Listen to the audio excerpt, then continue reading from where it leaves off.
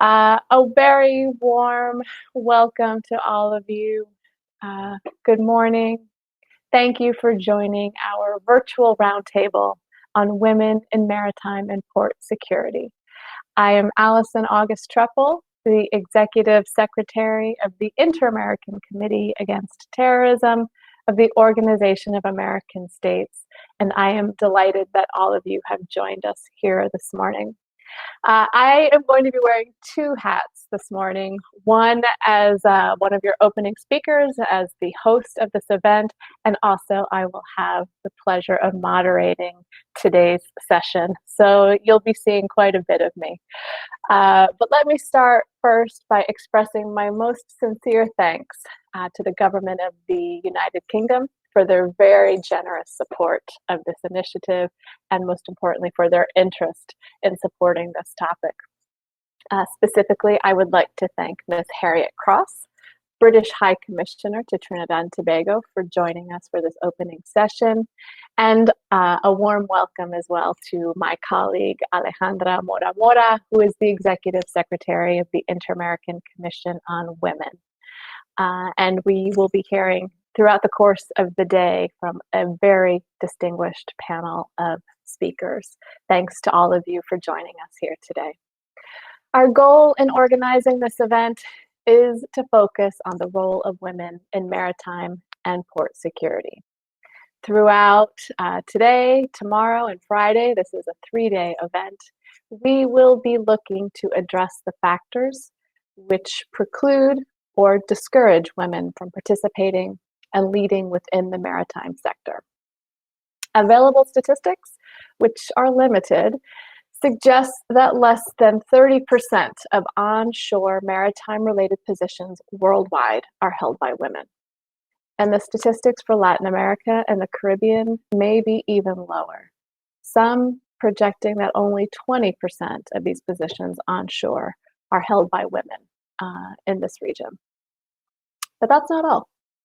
The percentage of women in seafaring positions is shockingly low as 2%, according to some estimates. Honestly, it's hard to believe that today, the year 2021, we can continue to have such abysmally low participation rates in an economic sector that is so vitally important, not just to our region, but to the world. The maritime industry today faces enormous challenges, including increased digitalization and the need to maintain, improve, and revitalize port facilities in our region. Global shipping continues to be a driver of enormous economic growth, and the incorporation of women at all levels of this industry could help promote innovation in this area. We have a number of panels scheduled in the coming days that will identify and explore the factors that contribute to these low figures and help perpetuate gender inequalities in this sector, including the lack of access to education and leadership opportunities, the lack of employment policies that permit a reasonable work-life balance, and both conscious and unconscious bias in decision-making regarding hiring, training, and promotion of individuals within the maritime sector. Inequality in the maritime and port security sectors has received far less attention in recent years than in other economic areas, but that's changing. I am encouraged by the fact that during our sessions this week, we will have participants joining from a number of OAS member states, including Belize, Dominican Republic, Grenada, St. Lucia, St. Vincent and the Grenadines, and Trinidad and Tobago. We also have the opportunity to hear perspectives from representatives of some of the neighboring Commonwealth Islands of Anguilla, British Virgin Islands, Cayman Islands, and Montserrat. All of them will share their experiences and insights on how we can better value the contributions of all of our citizens, men and women, in the maritime and port security domain going forward. We will also seek to highlight success stories and try to analyze how those women have succeeded. We will explore what are the programs, the mechanisms, and the people who made a difference in their lives and in their careers. And hopefully, in so doing, we will focus on areas of opportunities for others in the region who may wish to pursue similar paths. And finally, on Friday, we will bring together all the lessons learned and formulate some recommendations to guide our collective work going forward, because we very much need to work together to strengthen the role of women in the maritime and port security sector. And so for this reason, again, I am very, very thrilled to have all of you here with us today and hopefully for the remainder of the week. With those brief opening remarks, I am very now honored to offer the floor to Ms. Harriet Cross, British High Commissioner to Trinidad and Tobago. Ms. Cross, High Commissioner, thank you very much. You have the floor.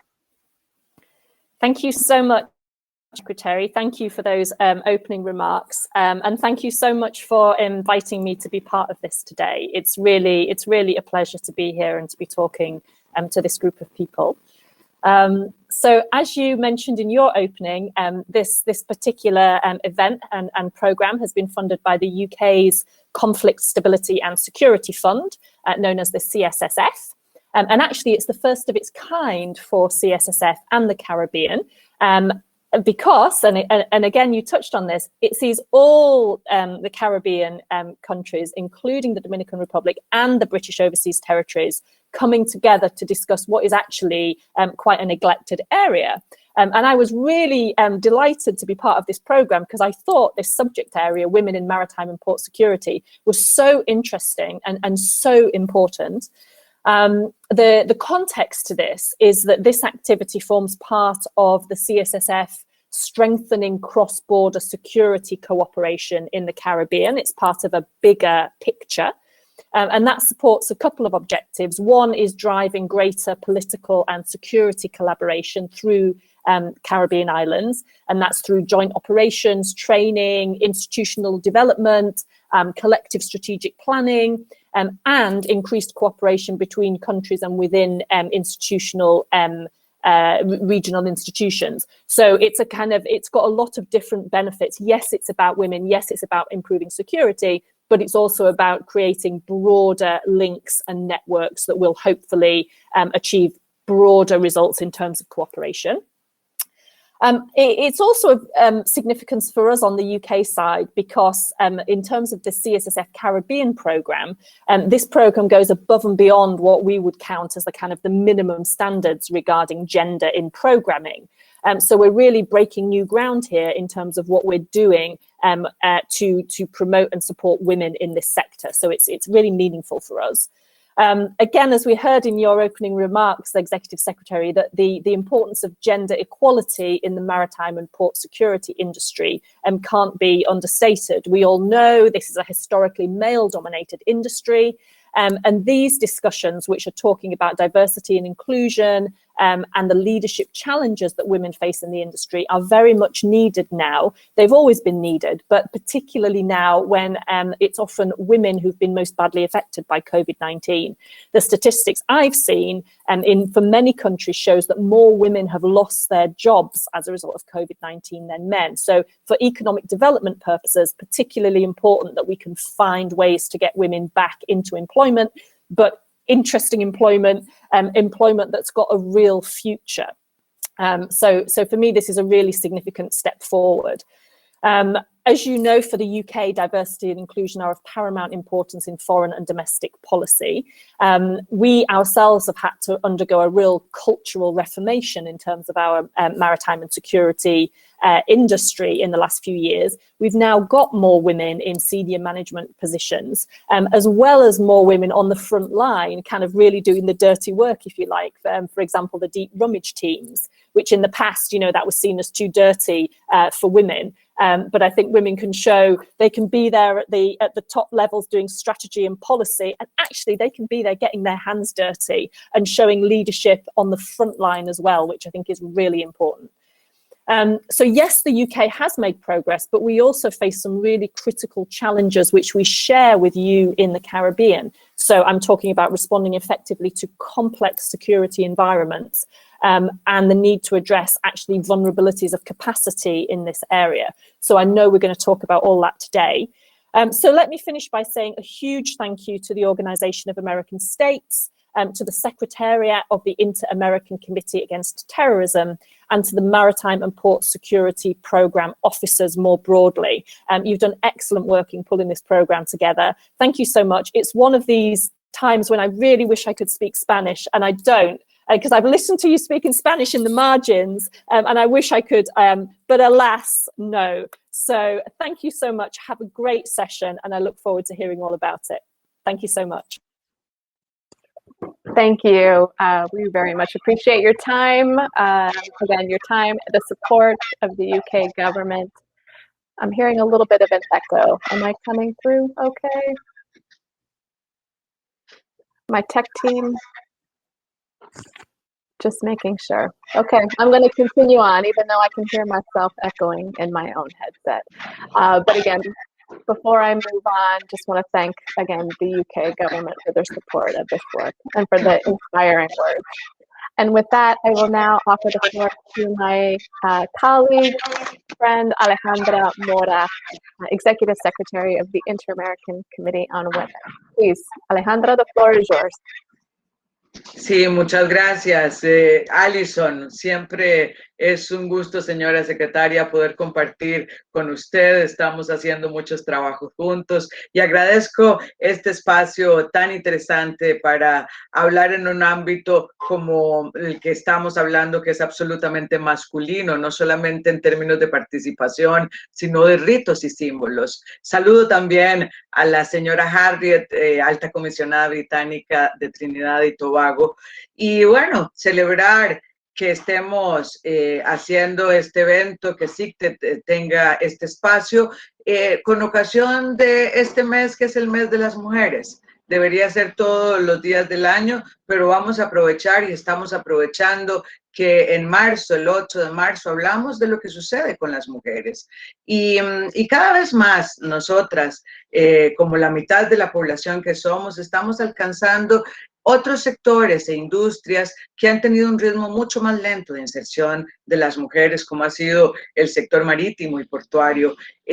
Como decíamos, es altamente masculinizado y es muy importante entender que no solamente porque están los hombres en su mayoría presentes en estos espacios, sino porque han llenado los ritos y símbolos propios del ejercicio de esta masculinidad, y entonces para las mujeres entrar es cada vez más un reto, y un reto del cual por eso es tan importante conversar. Ya decía la señora Allison una serie de datos que me parecen importantísimos, pero también entender la importancia que tiene este sector, digamos, internacional, en el mundo, en lo que representa en términos de gestión, los millones que mueve, la apertura, digamos, que tiene para todo el sector comercial, y donde casi no hay mujeres, y por eso esta industria tiene que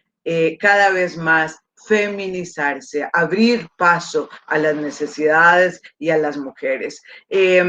No solamente en los sectores tradicionales donde las mujeres han estado, que debe ser turismo, servicios, y en el sector portuario más en el tema administrativo, sino realmente pensar en las mujeres, sobre todo, decía ahora quienes me precedieron, en un lugar tan golpeado para las mujeres como el sector laboral. Es un buen momento para entonces pensar que esta crisis, que tiene un impacto desproporcional sobre las mujeres, puedan repensarse también reingresando desde otro rol. Para la Comisión Interamericana de Mujeres, en términos generales, hemos señalado que la COVID ha representado un impacto diferenciado sobre los temas de discriminación y violencia contra las mujeres, como todas lo hemos visto, pero también serios riesgos de retroceso. Cuando estamos hablando de que la nueva realidad o este nuevo evento, digamos, que es una reconstrucción de muchos temas, pero particularmente de la economía. Aquí se requiere el talento humano de las mujeres. Y sobre este tema hemos señalado una barrera estructural, dos barreras estructurales que vamos a tener y que quisiera colocar también para la reflexión que se va a tener el día de hoy. Uno es el tema del cuidado y cómo las mujeres hemos venido asumiendo el cuidado históricamente, pero cuando llegó la COVID y todo lo que sucedía en el mundo de lo público se hace en el mundo de lo privado y las mujeres entonces estamos ya no solo cuidando, sino atendiendo la parte educativa de los niños, atendiendo a los adultos mayores que no necesariamente tienen enfermedades, sino que ahora tienen unas nuevas dependencias porque no pueden trasladarse solos ni a satisfacer sus necesidades mínimas y así por el estilo se han aumentado más o menos 10 nuevos patrones de cuidados y esto genera una tensión y una presión impresionante sobre la disponibilidad del uso del tiempo de las mujeres y la posibilidad de inserción en el mundo laboral remunerado, por lo cual hemos colocado como un tema estructural para la reactivación económica resolver el cuidado y pasar del cuidado de un tema individual y familiar a un tema colectivo y del Estado y público, y en el marco de alianzas estratégicas público-privadas. Y el otro gran tema que hemos señalado es la necesidad de que las mujeres empecemos a transformar los entornos en los que estemos y resignificarlos desde nuestras habilidades diferenciadas. Mucho se ha dicho sobre esto en la pandemia.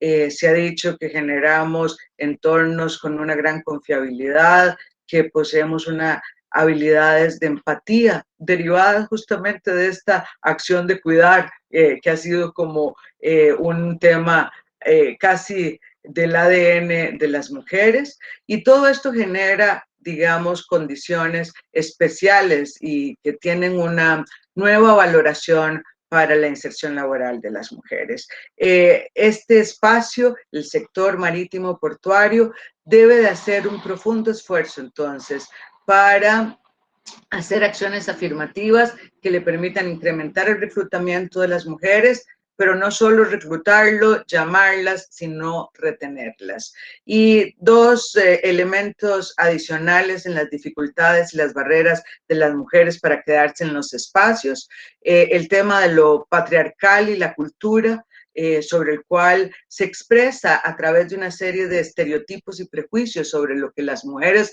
somos y de los liderazgos de las mujeres. Hay que hacer una ruptura enorme para mirar estas potencialidades y dejar estar hablando solo de las mujeres como víctimas, sino desde nuestro rol potenciador y desde nuestras profundas y diferenciadas habilidades.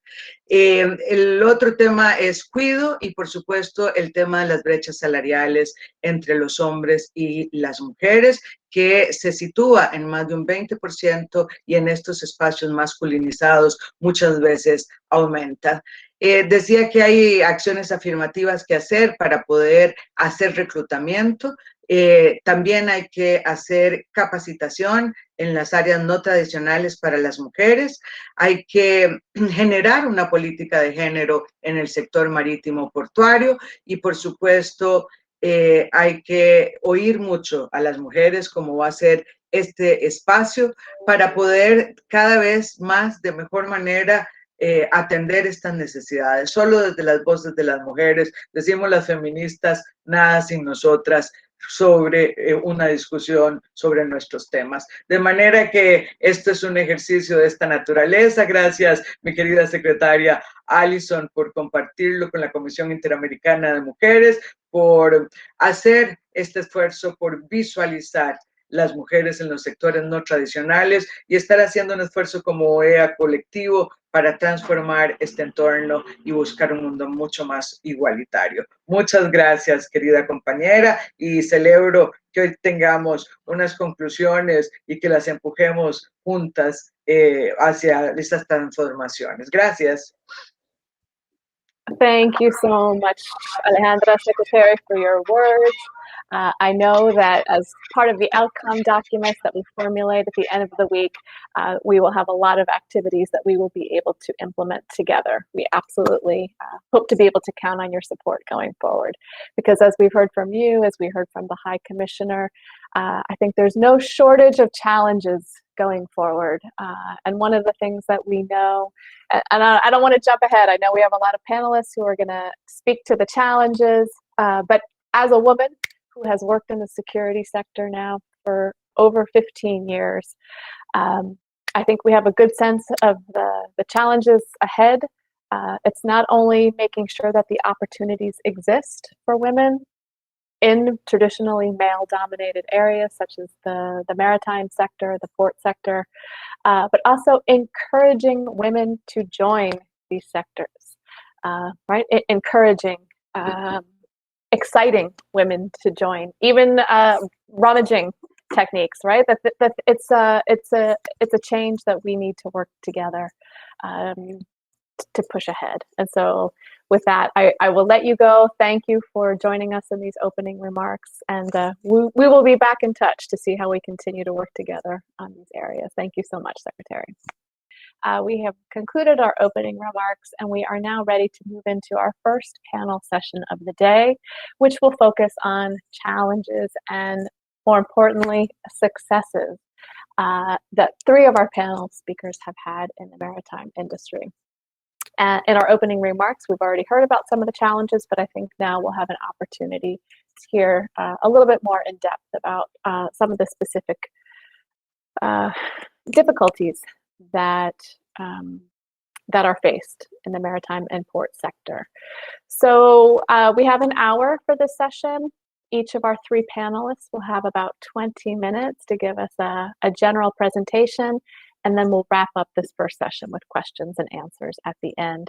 And if any of our participants here have questions that they would like to ask, I encourage you to please put those into our messaging session, and we will compile those at the end. But let's get started. Let me first introduce Ms. Carla Jeffrey. Ms. Jeffrey is the UK Overseas Territories Border Security Program Manager for the Conflict Stability and Security Fund, CSSF, which the High Commissioner prefaced at the beginning. She works on border, maritime security capability, and capacity building. Ms. Jeffrey has a master's in security, conflict, and international development. Prior to joining the Foreign, Commonwealth, and Development Office of the UK, she worked in the UK's Border Protection Squadron as a Border Force Maritime Officer, serving on board the fleet of cutters, which are offshore patrol vessels, and coastal patrol vessels for several years, both in UK territorial waters and on humanitarian missions in the Mediterranean. She also has received several accolades for her work while serving as a deck officer and law enforcement officer. With that, thank you very much again for joining us. Carla, the floor is yours.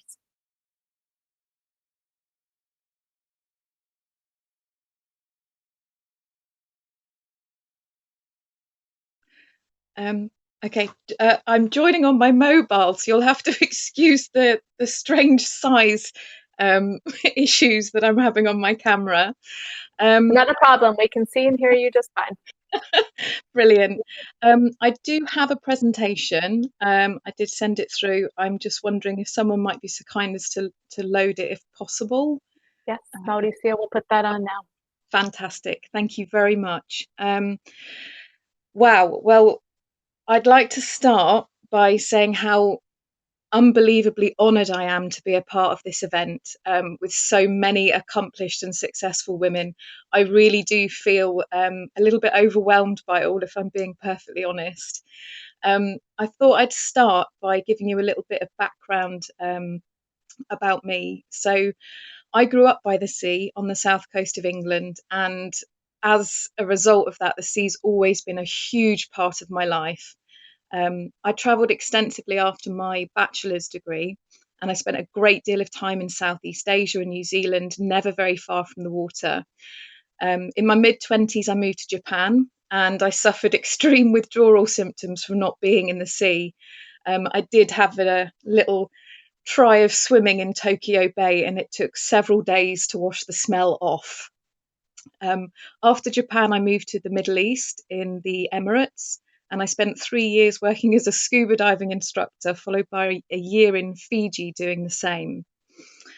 Upon my return to the UK, I decided to pursue an area of interest that I'd developed during my travels, and I worked towards my master's in security, conflicts, and international development. And I knew at that point that that was the field that I wanted to work in. And as chance would have it, I suppose, shortly after graduation, I applied for a role with Border Force UK in the Fleet Protection Squadron and the Maritime Division. Can I have the next slide, please?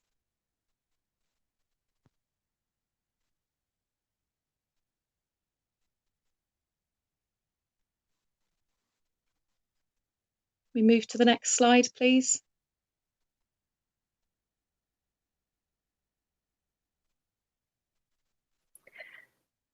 Sorry, we're having some typical. Here we go. Mauricio? Just give me a second. Okay. Apologies. No problem. Okay, so I thought I'd give you a little overview of. Oh, there we go. So Border Force Maritime in the UK has a fleet of cutters and coastal patrol vessels which operate 24 hours a day, 365 days a year to patrol UK maritime borders and to respond to maritime border security threats. Crews generally work a 15-day on, 13-day off rotation, ensuring constant coverage of the borders. So I've just popped a slide in there so you can see the types of vessels that we're working on. Next slide, please. So in the fleet at the moment, there's approximately 130. Oh, just back one. Approximately 130 members in the fleet. And when I actually joined Border Force Maritime, I was one of only 6 women in the entire fleet. In land-based roles, the split between male and female is actually quite even. But on the maritime side, women are still making up less than 10% of the law enforcement officers serving on board. This number has been increasing over recent years, with the first female coastal patrol vessel commanders taking post 2 years ago, but it is still incredibly low, and there's still only around 10 or 11 women in the fleet at the moment. Next slide, please. So as I sort of move on through this presentation, I think it's really important to bear in mind that these are my own reflections of my own experiences working in the maritime industry. And as such, they might not be accurate for some of the other women that I worked with, but they are my own experiences and the challenges that I personally faced. So in my time on board in the UK, I almost managed to circumnavigate the UK, but not quite all the way. Next slide, please. And I spent 2 years deployed on vessels in the Mediterranean. So working with organisations like Frontex, we were based in either Sicily or Malta, deploying to waters off the coast of Libya to conduct humanitarian search and rescue missions. I was also deployed a couple of times to aid the effort in the Aegean, because we also had a vessel based out there. Next slide, please.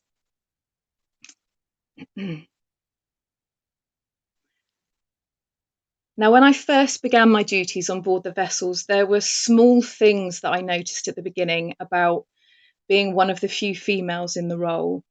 So the job is one where many of the men on board have been in the role for quite some time. So we're talking 20 years and above.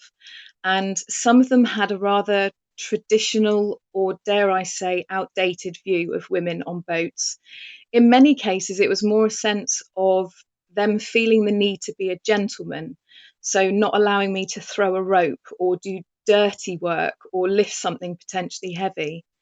These things did pass once I demonstrated my own capability in those particular areas.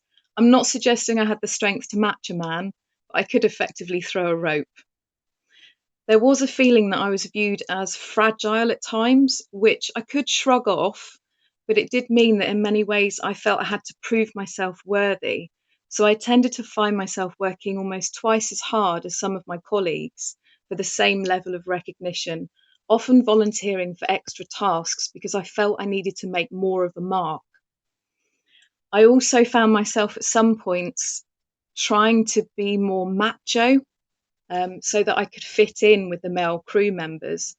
But again, I soon realised that this was pointless because I shouldn't have to sacrifice my own femininity when I was capable of doing the job as a woman. On one particular occasion, I was asked to cover a shortfall in crew on a vessel in the Aegean search and rescue operations.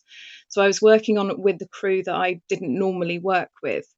And they were a new crew in terms of search and rescue, whereas I'd already had experience off the coast of Libya. We were designated roles for the mission in the event of a rescue, and I was told that my role would be on helming duties as the only female on board. I would be inside the wheelhouse, not being involved in the practical operation.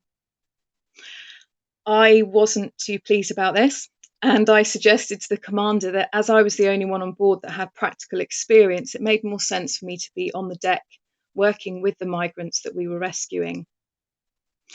After some considerable persuasion, he eventually allowed me to go outside and assist the crew who were attempting to process the migrants. There had been some tensions developing between some of the male migrants and the male members of crew that were out on deck. And as soon as I joined them, this tension dissipated. Now, I don't know if this is down to my being female or simply because of my experience in handling the situation, but it certainly demonstrated to my commander that I didn't need to be protected or sheltered from the kind of work that we were doing. There were other little things that I found challenging. So, for example, on board the cutters, the cabins had a bunk for 2 people. There were some operations where I was removed to a different vessel or that I didn't get to participate in because another female wasn't available to take up the second bed. So in order to have a full quota of crew, I'd be removed from that situation so that they could have 2 males in that space instead. There were no separate toilet or shower facilities on board. I always ended up getting up well in advance of my male counterparts in the mornings in order to use the ablutions without getting in anybody's way. This went on for several years until I joined my final cutter crew, and the commander on that vessel finally realised that what was going on wasn't really fair. So he actually scheduled different start times where possible so that I didn't always have to be the first person up and running. Another thing that I found where I was pushed into a gender stereotyped role was that the crews on board are relatively small. So each member of the crew was expected to take on a responsibility as chef for the day. And there was also a role of caterer for each patrol. And more, every time I joined the boats, the caterer role had automatically been given to me. And whenever there was an extra day of chefing going, because say an engineer had been scheduled for that day, and there was something that they had to address on a maintenance side of things, that role would then automatically fall to me to deal with, even though there were other people available to take on that role. One of the more difficult things that I found is that life on boats can be like living in a really small village. You tend to find that everyone knows everything about everyone, and there is a real grapevine effect. So it was quite disheartening for me at some points to hear rumours about myself or other women on the fleet, which weren't true. I think where we were in such a minority, it was easy to say, oh, you know Carla on that boat, or oh, you know Anne on that boat. And the rumours were usually about assumptions about our sexual orientation or some imaginary sexual exploit with another member of crew or something along those lines. And although those rumours were unfounded, there were times when I found them quite upsetting, because that kind of thing could affect my career, it could affect my future prospects, and it certainly wasn't something that I was doing. I had a little word with myself at one point after being the victim of such a rumour, and thought, okay, I need to develop a thick skin. And I came to the conclusion that the people that I worked with, the people that were my crew members, knew me well enough to know that I wasn't that kind of person to be doing that kind of thing. But there was a feeling that we were expected to just shrug it off, or be okay with this kind of rumour happening. I think in another way as well, there were many times when I felt I had to temper my emotions, because if I perhaps became, I don't know, overly angry about something or frustrated, the instant reaction from a male colleague would be something along the lines of, oh, it must be your monthly cycle, or, oh, there she goes again, emotional woman. So that kind of thing was actually quite difficult to deal with. If I could have the next slide, please.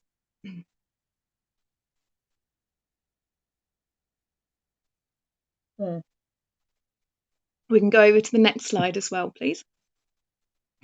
I jumped ahead. Okay, so when I returned to the UK cruise from Mediterranean operations, I moved to work on the smaller vessels, the coastal patrol vessels. Now, these are not really designed to be slept in, although there is a 4-bunk space below deck for emergencies. Now, I was involved in an operation where we had to keep a night watch on a vessel that we'd seized and brought into a harbour. And there were 5 crew total on board, myself as the only woman. Now, on these bunks that were below decks, there were no privacy curtains, absolutely no sort of division for any kind of privacy, male or female. And this meant that there in the middle of that picture is my bed on the wheelhouse floor, which looking back now seems quite amusing, but at the time it wasn't terribly comfortable.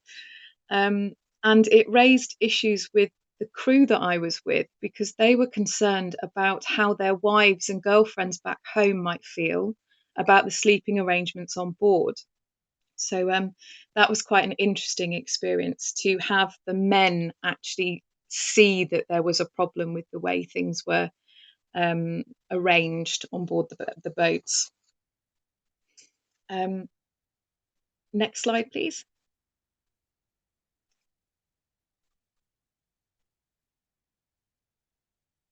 Okay, so I stayed on the boats for quite some time, and then unfortunately I sustained a back injury, which meant I had to leave active duty, and I moved into a land-based role at the Maritime Command Centre. This was a fantastic experience for me, because I got to see the other side of the job. So I gained experience in operational tasking, in coordinating operations, as well as crewing work, and some insights into the intelligence side of the job.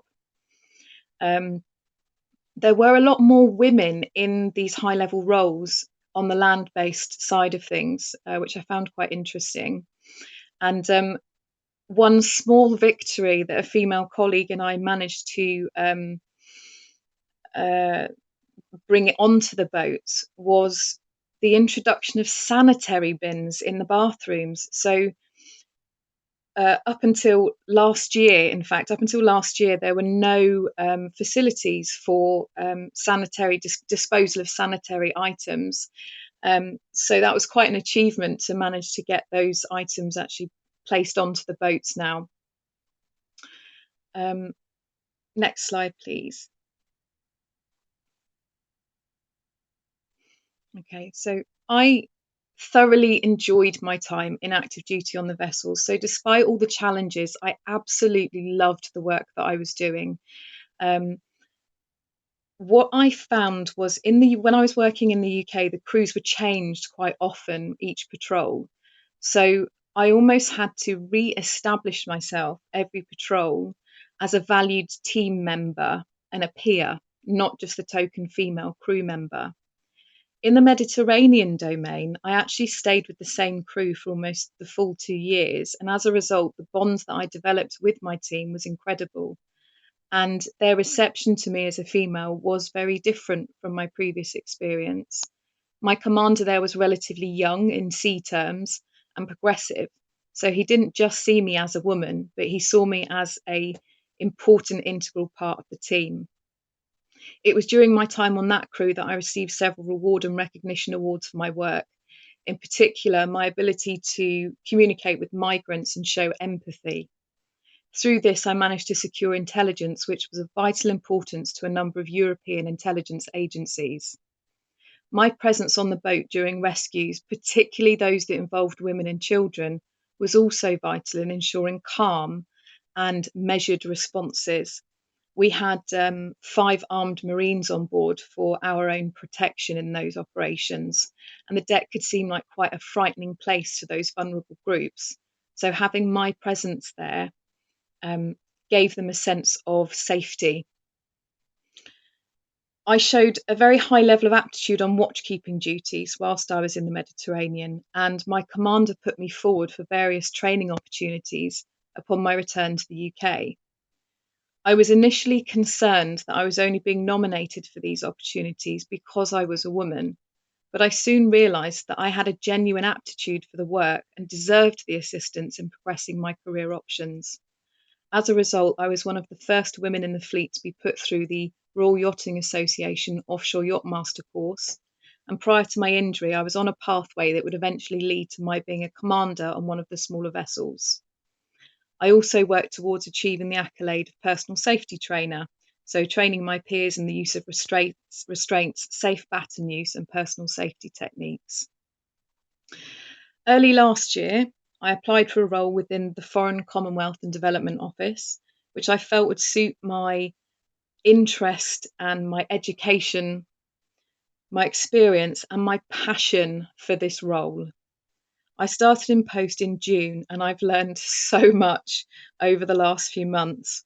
The main focus of my work now is on capability and capacity building in border and maritime security work in the UK overseas territories, working with other government departments to achieve this. All of my previous operational experience and the network that I developed, as well as the challenges that I've faced, have definitely proved invaluable in the work that I'm doing now. And I'm looking forward to seeing what else can be done. Thank you very much for listening, and I'll stop there. Thank you so much. What, again, just as an observer here, really, really incredible story. I'm sure some of our other panelists are going to be sharing similar experiences, particularly living on the boats. But just as an observer here, it's really incredible, and I thank you for your commitment and dedication, your thick skin. I know a lot of us have had to grow thick skin, as I said, working in the security sector.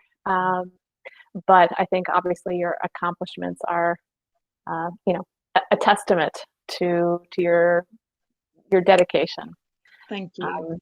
So thank you for sharing your story with us.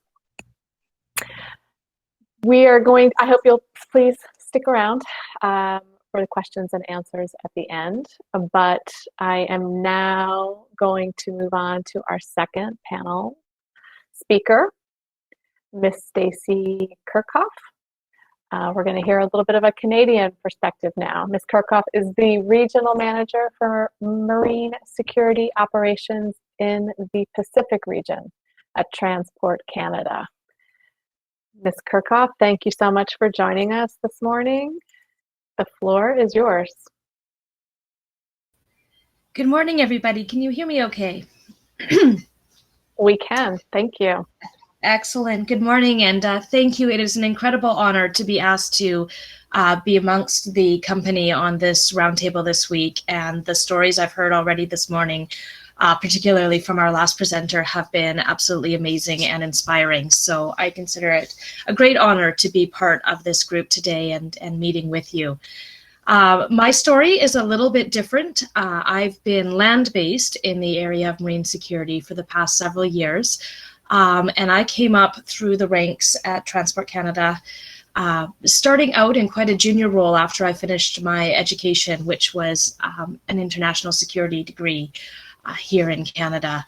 I moved up through the corporate security world on the land-based side, working internally to the department and working with a variety of different modes. 7 years ago, I transferred over to the security group and have never looked back, or sorry, the marine security group. Have never looked back. I absolutely love working in the marine environment, and I've been incredibly lucky in the role to have taken on here. I've worked as both a marine security inspector, traveling throughout our region and boarding various vessels and working with port authorities and marine facilities throughout the region and the country, before taking on the role of manager of this unit, which has been an absolute pleasure. If we could go to the next slide, please, that would be fantastic.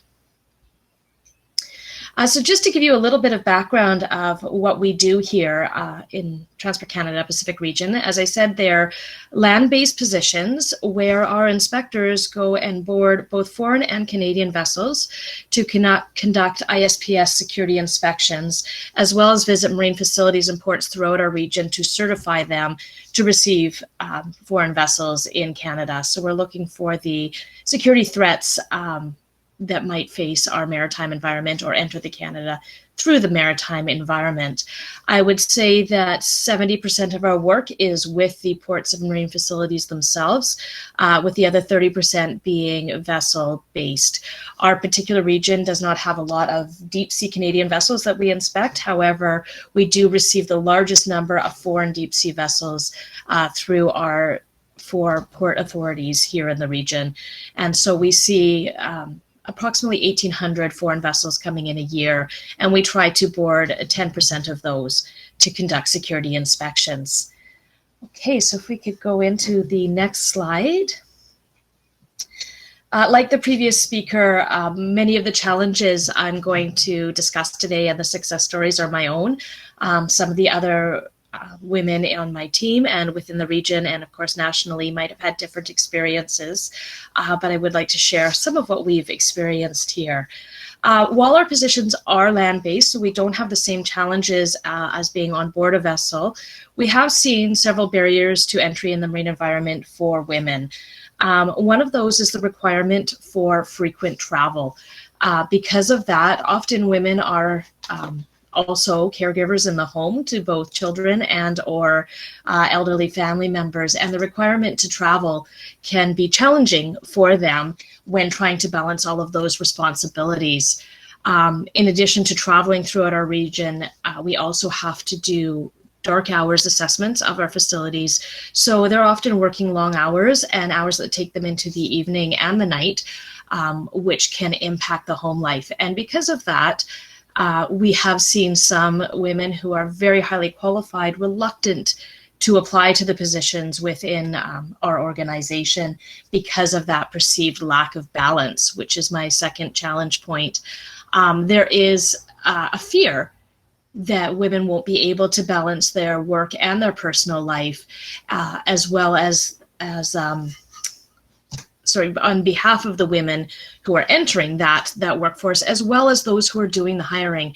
And sometimes that's the larger challenge, is we have highly qualified women wanting to join our teams, and those who are doing the boards to hire them will put up an unconscious barrier in thinking that there might be some challenges for them to balance their work and home life, and excuse them in their mind from the competition regardless of their background and skills.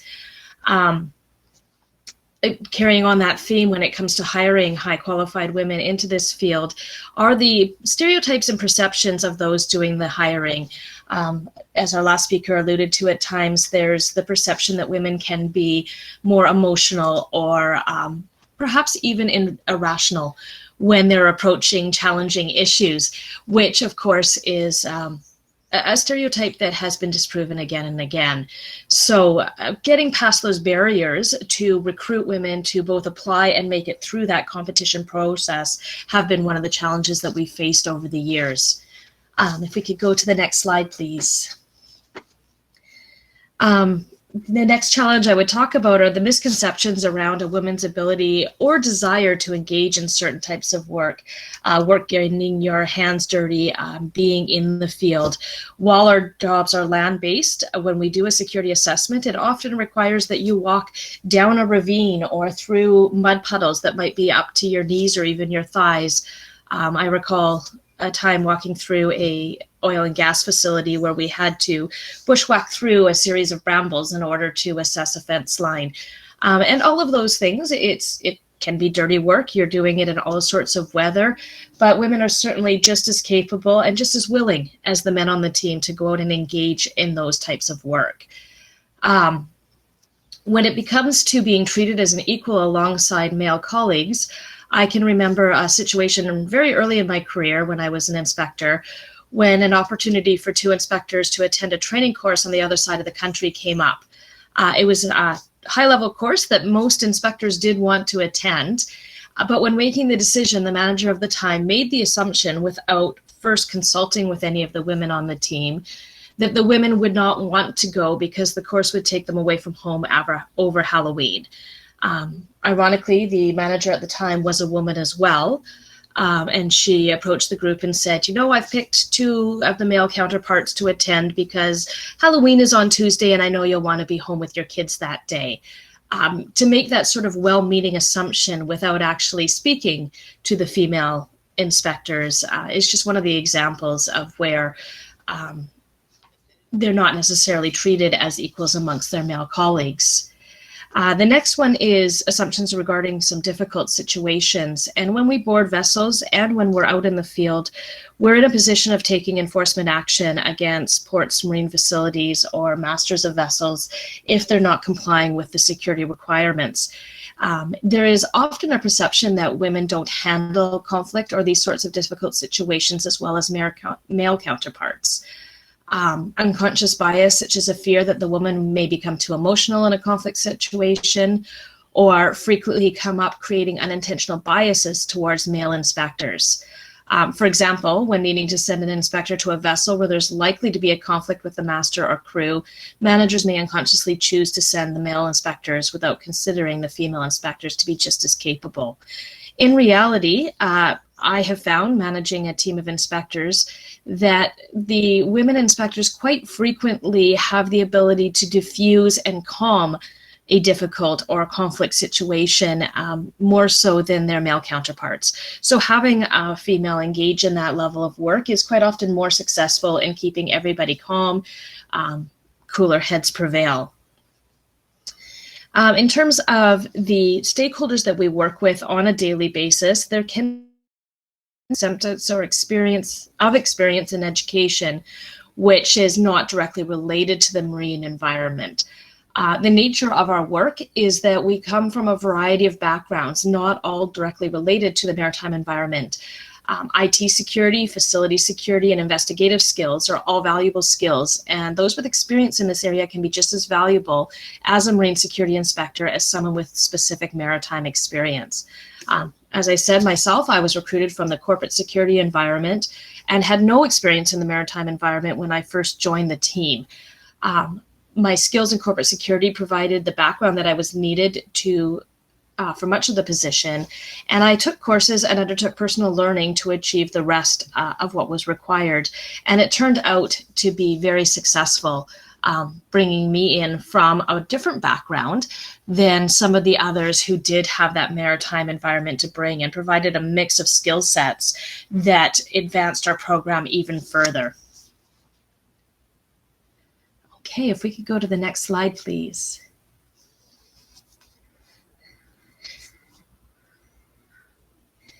And this is my last slide of the challenges before I get into some of the success stories.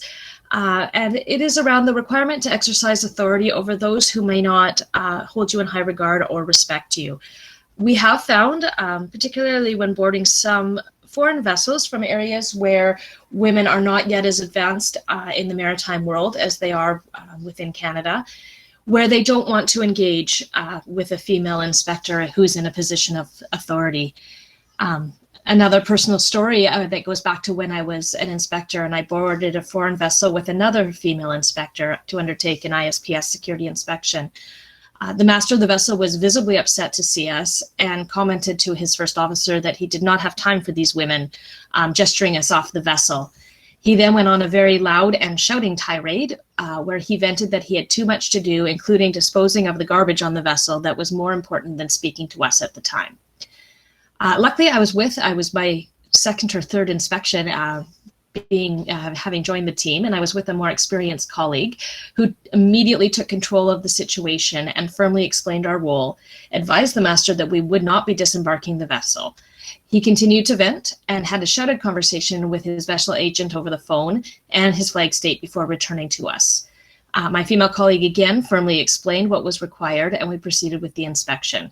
While he did remain visibly annoyed throughout, we were able to complete the necessary work and disembark the vessel.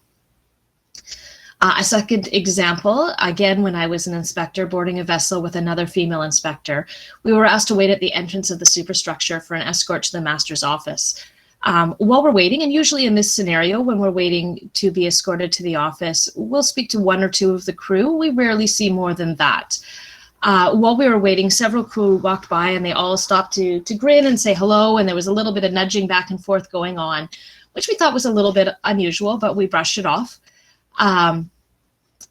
Then 5 or so minutes later, at least 10 more crew paraded by, again with grins and nudges, and it became quite clear that a call had gone out that there were female inspectors on board, at which point the crew all came by to check us out. Again, not something typically seen by our male counterparts in the field. And then my third example, again on the same vein, where at times we might be objectified rather than viewed in a position of authority, was when we were inspecting an oil tanker alongside an oil gas facility. We had completed the inspection and were about to disembark, having completed our work, when the first officer and chief engineer came into the room and asked us to stay for tea. This was not unusual. We're quite often asked to stay and engage in a meal or a beverage with the crews, which we always politely decline. So as usual, we politely declined to prepare to leave, at which point one of the crew blocked the door with a grin and a wink and asked us again to stay. We explained again that no, we were government officials and our business required that we disembark the vessel and return to our office. A few more winks, grins, and I will put sexually charged comments were made before they finally stepped aside and we disembarked the vessel. While we didn't necessarily feel unsafe at any point, it is one of the challenges that our male counterparts would not typically have to deal with when boarding a vessel. And then my third and last challenge that I wanted to highlight was overcoming doubts about abilities that are sometimes felt by our stakeholders.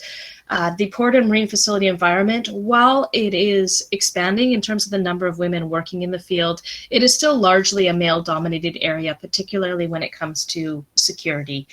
And it's not unusual for me to receive calls from port security officers or marine facility security officers following up on the qualifications or information provided by my female inspectors. I rarely receive these calls when it is a male inspector that has visited the site. Each and every single time the information provided by the female inspectors has been 100% accurate. And once corrected, it usually solves the problem and we move on. If we could go to the next slide, please.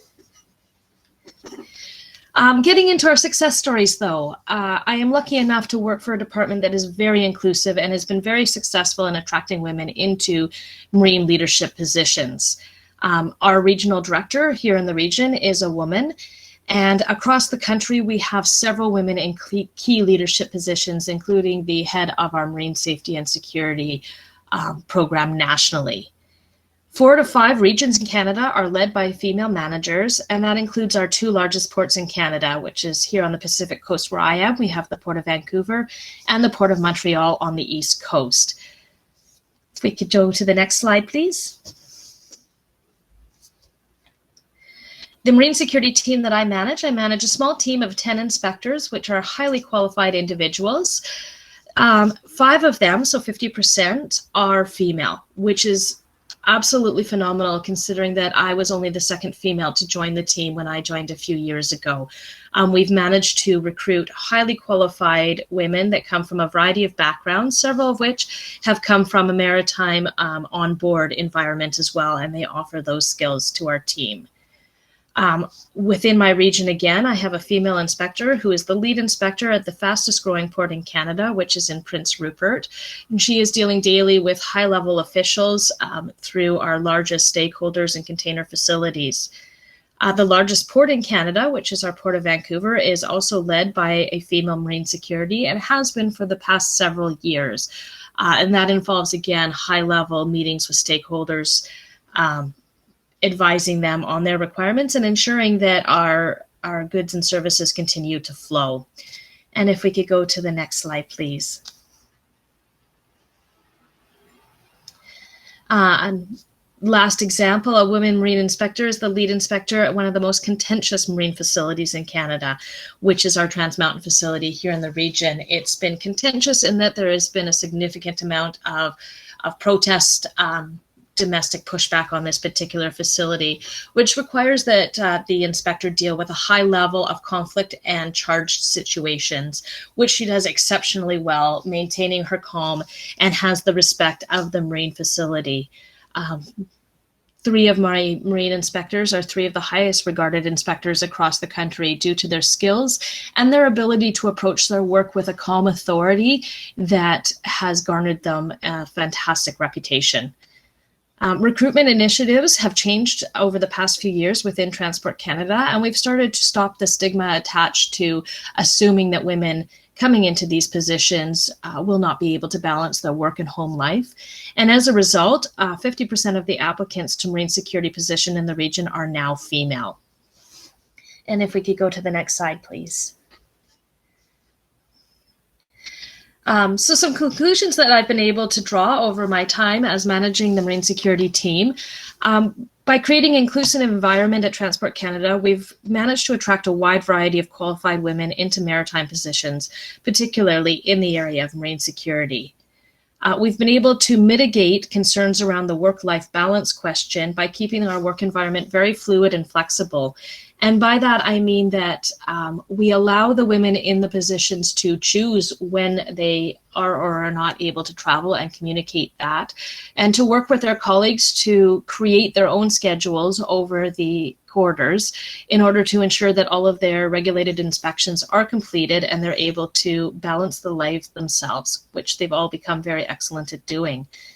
By becoming an employer of choice and hiring women into high-level positions in marine safety and security, Transport Canada has been able to attract even more high-quality female candidates because it's now turned onto its head and people have seen that there's opportunities for women to advance and grow within our department.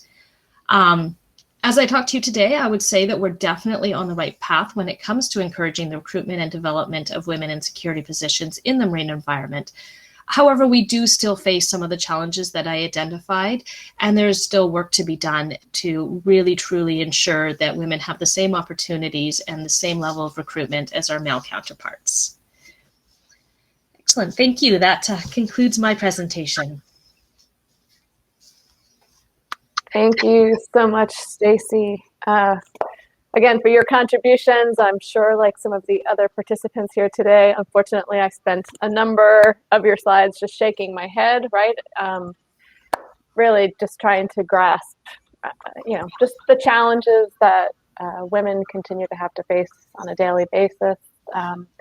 But we applaud your resiliency, your tenacity, and pushing forward. And I'm glad at the end you've highlighted, right, that at the end, women are involved in these leadership positions because of their skill, because of their experience, right?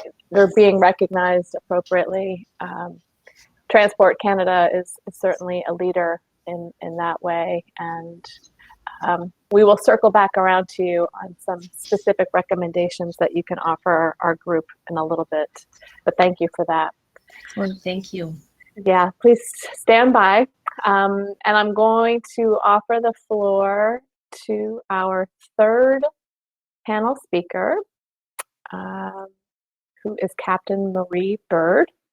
Captain Byrd is commander of Coast Guard Sector San Francisco, leading over 850 active and reserve Coast Guardsmen operating 4 cutters, 7 search and rescue stations, an aids to navigation team, a vessel traffic service, and a marine safety detachment. Her area of responsibility spans from the Oregon border to San Luis Obispo County line, as well as much of Nevada, Utah, parts of Wyoming, over 2,500 miles of shoreline within the San Francisco Bay and its tributaries. Captain Byrd has also received a number of awards, including the Meritorious Service Medal 3 times, the Coast Guard Commendation Medal, the Coast Guard Achievement Medal, and numerous unit and service awards. Captain Byrd, congratulations on your accomplishments. We're very happy to have you join us here today, and I'm pleased to offer you the floor. Good morning, and thank you, Allison, for that kind introduction. And I also am so honored to be part of today's events and discussion. Thank you to CICTE for the invitation, as well as the opportunity to serve with such distinguished panelists. To begin my discussion, I again want to caveat that, you know, these are my own experiences, but I am very lucky to have been a part of the U.S. Coast Guard, which creates an environment where first generation American, my parents immigrated from the Philippines, could join the Coast Guard directly after high school, spend 5 years in military training, and then have now served the past 25 years as an active duty officer, making my way to the ranks, and now I am the commanding officer of U.S. Coast Guard Sector San Francisco. And so the next couple of slides will discuss what that means in that role. This picture here is a picture of my base at Yerba Buena Island. Yerba Buena Island is an island, natural island on bedrock in the middle of San Francisco Bay. Next slide.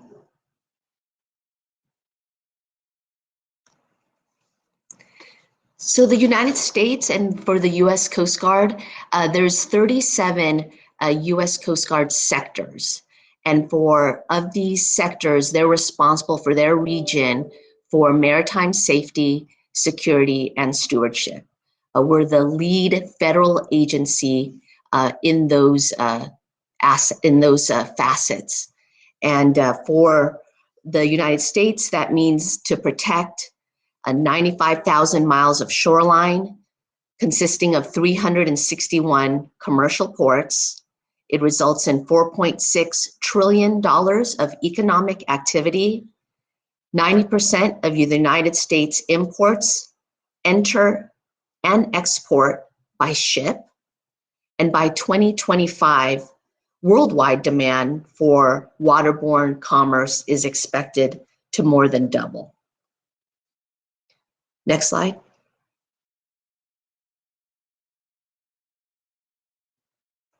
And so as I discussed, I'm the captain of the port and the sector commander of Sector San Francisco. This is a depiction of my area of responsibility. It extends from the California-Oregon border, where I have captain of the Port Authority and additional authorities that we'll discuss in the next slides. It extends 200 nautical miles westward from the California coast and inland into Lake Tahoe, Nevada, Utah. And we're made up of approximately 700, 800 between officers, enlisted, and civilian, and reserve personnel, and then our voluntary force of 1,500 personnel, the auxiliaries. Next slide. And so to carry out the responsibilities of maritime safety, security, and environmental protection in the sector of San Francisco zone, I have 7 small boat stations, and they are at Bodega Bay, at Station Golden Gate, Station San Francisco, Station Monterey, Station Vallejo, Station Rio Vista, and Station Lake Tahoe. There's also 4 patrol boats, and those are 1 in Bodega Bay, 1 in Monterey, and 2 in there at Yerba Buena Island, co-located with Sector San Francisco. I also have an aids to navigation unit that monitors the aids that are like the traffic signs in the water, so that the deep draft as well as commercial and other recreational vessels understand for rules of the road, as well as a marine safety detachment in Humboldt Bay in Eureka, California, to the north of San Francisco Bay. Next slide. And also to carry out our missions of search and rescue as well as coastal security, we have the assets that we work with a separate commanding officer at Coast Guard Air Station Sacramento with the fixed wings, as well as Coast Guard Air Station San Francisco with the helicopters. Next slide.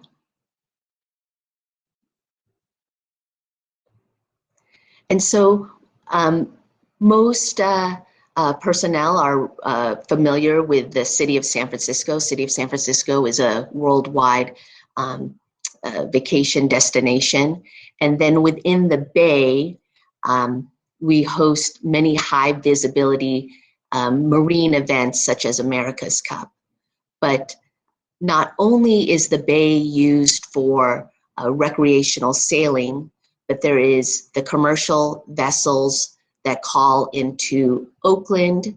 There are the deep draft tanker vessels that call into Richmond, Benicia, and Martinez. There are the ferries that run as commuter ferries all around the Bay, as well as the sightseeing vessels that are also pre-COVID were also using the Bay as sightseeing for many of our visitors. But there is also the second largest ammunition seaport in the world, where we assist Department of Defense with ensuring that ammunition and supplies are delivered via ship to the Pacific Theater. And of course, all of this is through the bottleneck that is at the Golden Gate Strait. So it's a very busy bay. And within that, everyone wants access, both the commercial use of the bay as well as the recreational use of the bay.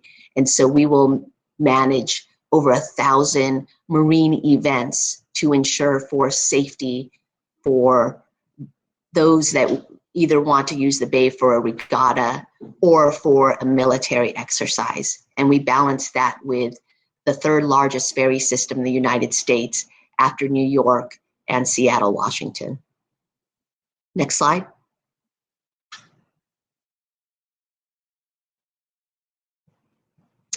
This is a AIS, automatic identification system, that our deep draft vessels are required to have on if you're operating in our waterways. And what some may not realize is San Francisco Bay leads into the Sacramento River as well as San Joaquin River. And there are 2 deep draft ports in Sacramento and Stockton that help to support goods in California's Central California agricultural region. And the agricultural region is responsible for 40% of our nation's fruits, nuts, and other table foods, and produces 1/4 of the United States food. And so between the export of those via boat, as well as supporting construction and for inland California. Next slide. For the 37 sectors, each of the sector commanders have authorities to ensure for safety on the water, security of the ports, as well as environmental protection. And the next slides will discuss what those authorities are. Next slide.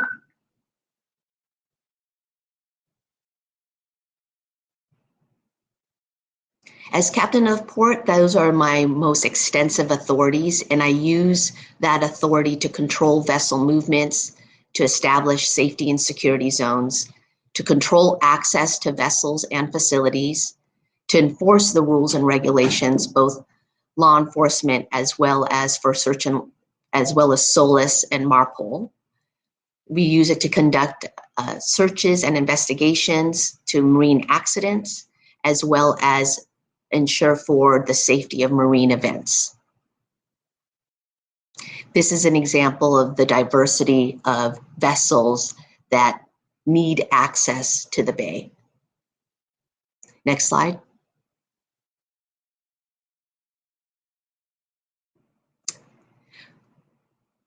Sector San Francisco is the busiest search and rescue Coast Guard sector in the United States. There is a false sense of security that you will only be entering the water of the bay. You're not actually going offshore in the Pacific Ocean. Yet people don't realize that the water is extremely cold. The tides and currents are very swift, as well as the fog. And there's many points by which to enter San Francisco Bay, and we run at over 1,000 search and rescue cases in a year. And for the boats and the stations that I had discussed in the first slide, we accomplished that through their dispatching those search and rescue units from the command center at Yerba Buena Island, and we coordinate with our state and local partners.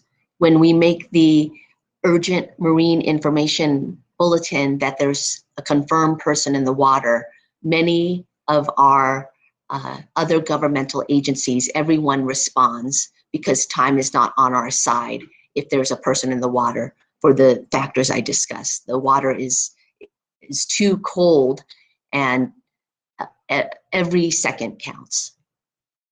Next slide. To the discussion for this group here, after the tragedy of 9/11, Coast Guard Captain the Ports were given the role of Federal Maritime Security Coordinator. And with that, we lead the Regional Area Maritime Security Committee to enforce ISPIS and MITSA regulations that also came out of 9/11 through IMO. And we also conduct our law enforcement operations through our sector's boarding team and address maritime threat responses. With this role, I was in Honolulu when 9/11 happened, and the Coast Guard, I was in the planning department role and as the planning department head.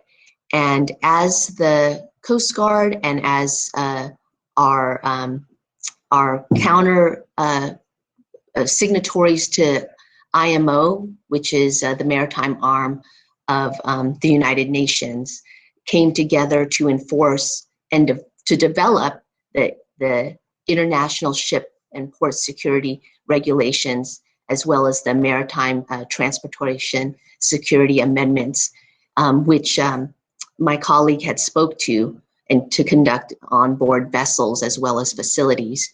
But before those had come into effect, organizing the port team in Honolulu as far as how we were going to handle coastal security for all the vessels that were using Honolulu as a fuel refueling station, as they were coming from the Far East or the West Coast of America, was something that my team developed first out of planning, as far as what does that look like absent of any regulations, and the coordination and collaboration that was required with our industry partners, as well as our recreational harbor masters. And then when I shifted to port state control, which is the foreign vessel inspections branch, developing the notice of arrival regulations, and what that processing looked like was one of the innovative practices that we were able to share with Coast Guard headquarters, because Honolulu was one of the ones that developed a successful means of vessel agents to provide 96 hours notice of arrival, and establishing what that process would be so that we could begin the vetting of the personnel on board as well as the cargo on board. Next slide.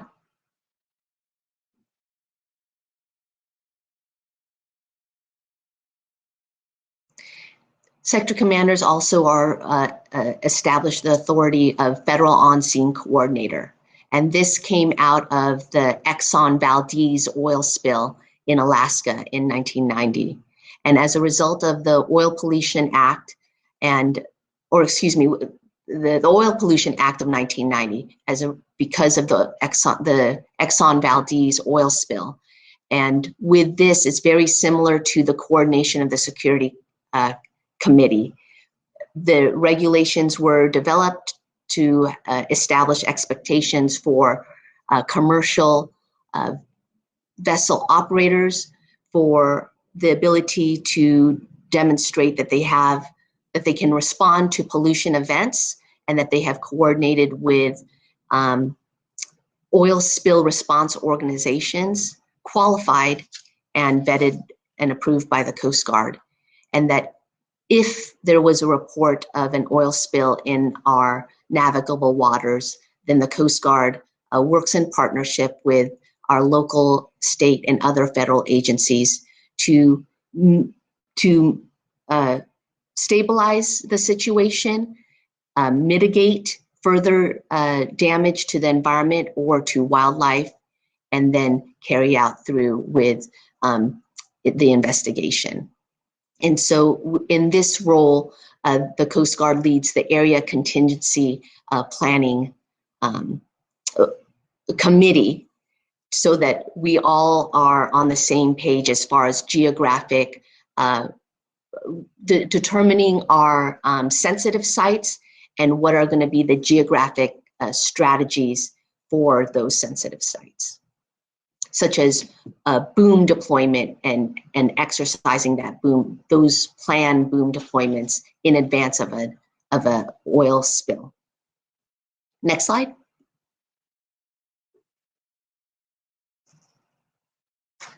And then the officer in charge of marine inspections. Regrettably, I bring up some of these authorities because they stem from a tragedy. And so again, after the Titanic tragedy, IMO came together to develop agreed upon vessel structural integrity, engineering requirements, life-saving appliances. And so from those agreed upon global regulations, then the role of officer in charge of marine inspections is how we ensure that not only for foreign vessels that call into the United States, but for our domestic vessels. So to ensure for compliance with engineering, life-saving, structural integrity requirements as it deals with their vessel plans. And then also dealing with novel marine engineering systems, such as green technology of use of hydrogen, fuel cells, lithium-ion batteries, and the use of LNG as fuel. All of those are initiatives that the maritime industry is working towards to affect global emissions from vessels. And the Coast Guard trains our personnel to ensure that we are up to speed with these new initiatives. And then regrettably, if we need to deploy our investigators to investigate a marine accident or casualty. Next slide. So I just want to go through these quickly because I'm unclear if I'm already going over time, but I do just want to say that with regards to the Coast Guard in Sector San Francisco's area of responsibility is unable to accomplish this on our own. And so I am very lucky to work with other federal, state, and local agencies that want the same thing that we want. They also want safety in the maritime environment, security of our ports, and mitigate any threat of environmental pollution. Next slide.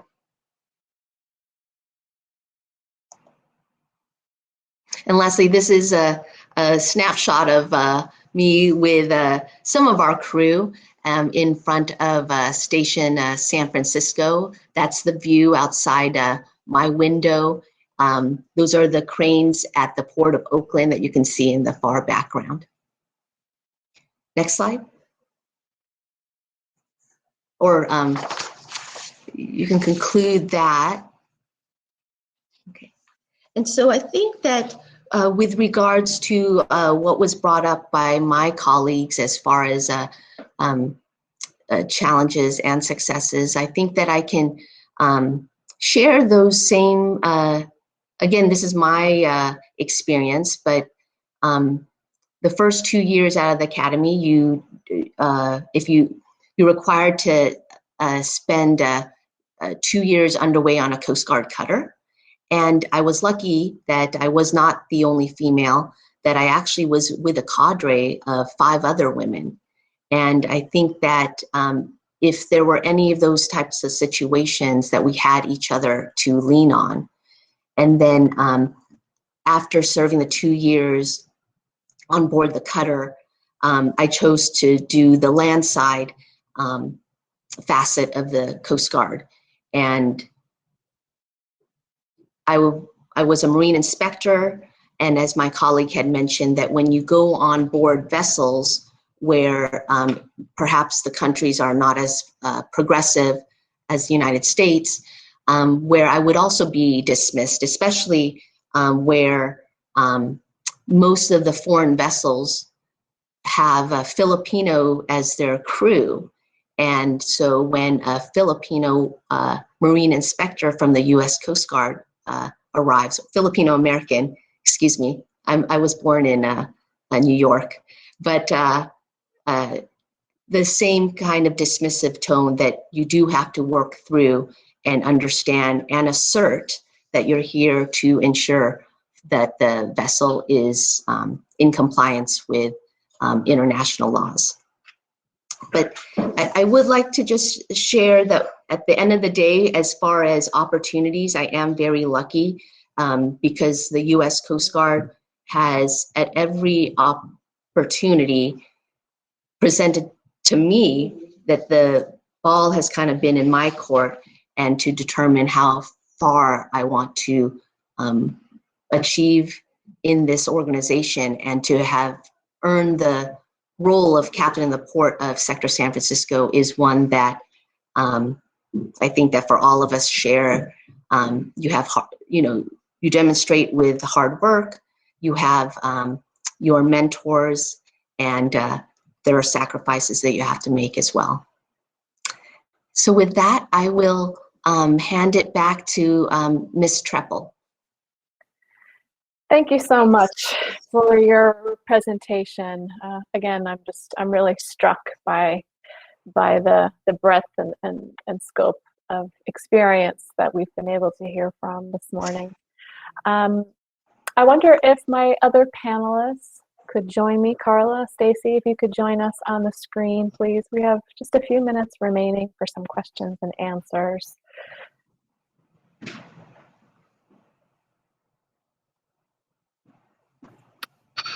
Hopefully you're still with us. No, they're coming. They're coming in, Allison. Great. Thank you. Thank you. Again, we've only got 10 or 15 minutes left remaining, but again, I want to thank the three of you for joining us here this morning, for sharing your experience.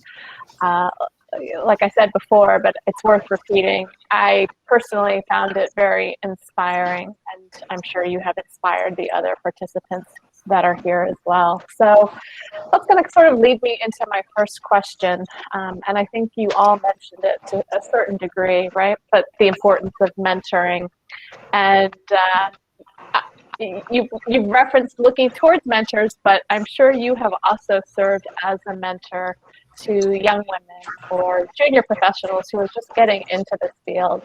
And so I would ask you, what could you say to them? What recommendation would you have, knowing that we're making good progress, we're making good improvements and seeing a little bit more of a gender balance going forward. But I wonder if you have any specific recommendations or suggestions that you would share with young women, young professionals starting out in this field. Anyone? I'm happy to spin on that one, if that's okay. Please. I think the key recommendation that I would have is to not let a fear of your own limitation or the idea of limitations as a woman in the industry stop you from pushing forward and taking the risks. I think it's really important to keep plugging away and sort of keep working towards something if you really, really want it, and to sort of go of those maybe being given opportunities just because you're a woman. I would say seize those opportunities and make the most of them, and just really don't give up, and don't let words of men or even other women in your life stop you from going towards what you really, really want in this industry. I'm nodding along with Carla. That is excellent advice. And I would say the same thing to some of the women that have come and approached me about the work. And also to say, don't be afraid to think outside of the box when it comes to their own abilities and what that they can achieve. And quite often, women that I've spoken to about, oh, I could never do what you do. Absolutely, you could do what we do. So don't limit yourself. Don't put yourself into that box. And as you start to think sky's the limit, it's a little bit amazing just how much you can achieve and the opportunities that start to present themselves when you take yourself out of that mindset.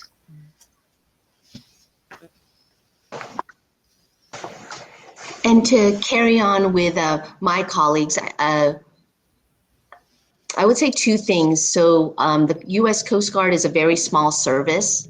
And so not only is, you do not burn bridges because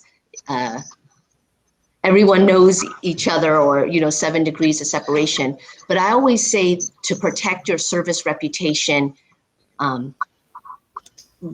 with 100%, because your service reputation is what's going to open doors for you. And if your service reputation is tarnished in any manner, because it is such a competitive billets that other people are going to want, that you need to ensure that you protect that, protect your name, protect your service reputation, and perform in a manner as such. And then the only thing I would say is also model how you would want as far as working with our female colleagues. I only share that sometimes you would think that we have each other's back, of course. And so I did have one experience where I was working with a female colleague where just female male, when you have a bad shipmate situation and you're just bad shipmate. And I know that I lead in for my sector that just is not going to be tolerated. And we create a kind of environment where we lift each other up You don't need to put someone down in order for you to succeed. Thank you. No, thank you. And I would argue, right, again, we all need to lift each other up all the time. So that's definitely a message worth repeating. So, sticking with the same line of recommendations, and again, I'm very mindful and appreciative of the leadership positions that the three of you have achieved in your respective governments. And so here I'm putting on my multilateral hat, right, as a representative of the Organization of American States, where we really do work to support our member states in a number of different ways, primarily to help develop their capacities and to develop policies or strategies to support implementation of those capacities.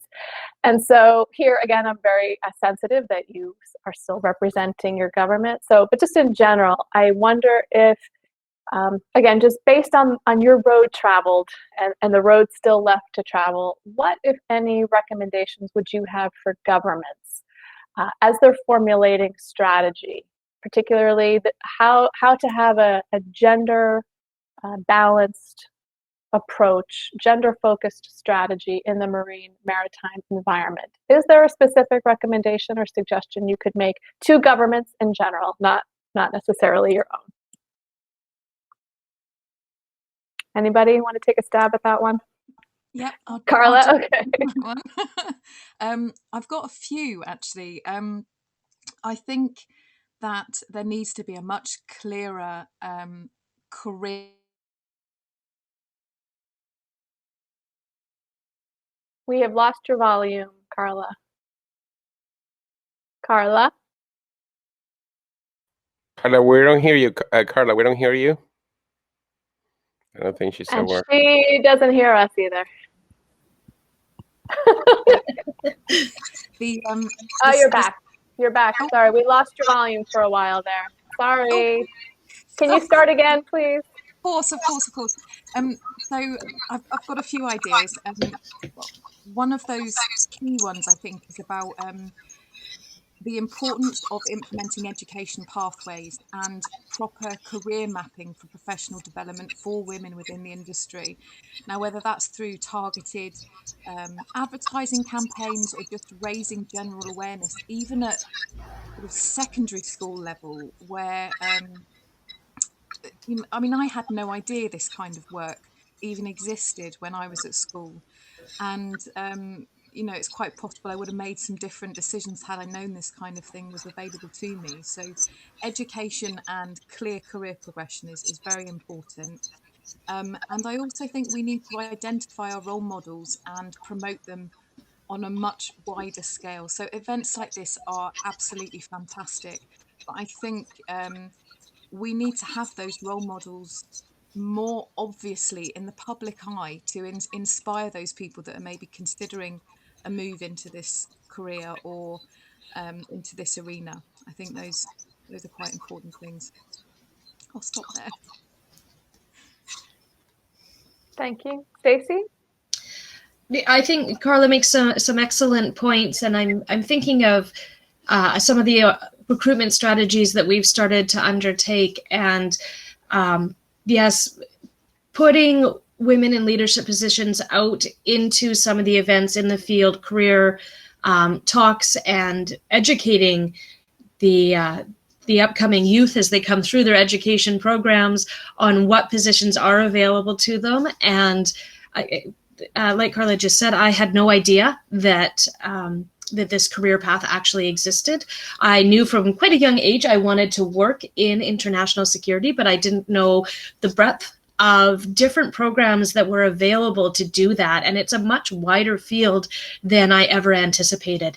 So getting that information out there just on the types of positions that are available to women, to everyone in the marine environment, to get people focused on that, I think will attract a lot of highly skilled young women wanting to tailor their education towards coming into these types of positions. Thank you. Marie? Yes, and then again, similar as my colleagues, the industrial and port area, I was born in New York, but grew up in Southern California. You're not at the port facilities unless you have a reason to be there. So most people don't really understand like what happens at the Port of LA and Long Beach or Port of Oakland. And so to have any sort of exposure to what is available in that industry, again, is either through college fairs, this education that needs to start at secondary school. Here in America, there's a maritime arm of the Boy Scouts. It's called the Sea Scouts. And so it builds under the framework of the Boy Scouts, but if you lean towards a maritime interest, I know that there is a lot of exposure to either enter the Navy, Marine Corps, and the Coast Guard through that route. But beyond that targeted recruitment that needs to occur, that exposure, unless you know someone in the family that worked in maritime, I know that it's a tough connect because a lot of people just do not understand what happens at the port. Yeah, no, I would absolutely concur that my exposure to this whole environment was very limited until I took this job. So I think there's a lot of awareness raising that needs to happen at all levels, but agree that getting into the secondary school curriculum is an excellent way to do that. So unfortunately, we have run out of time.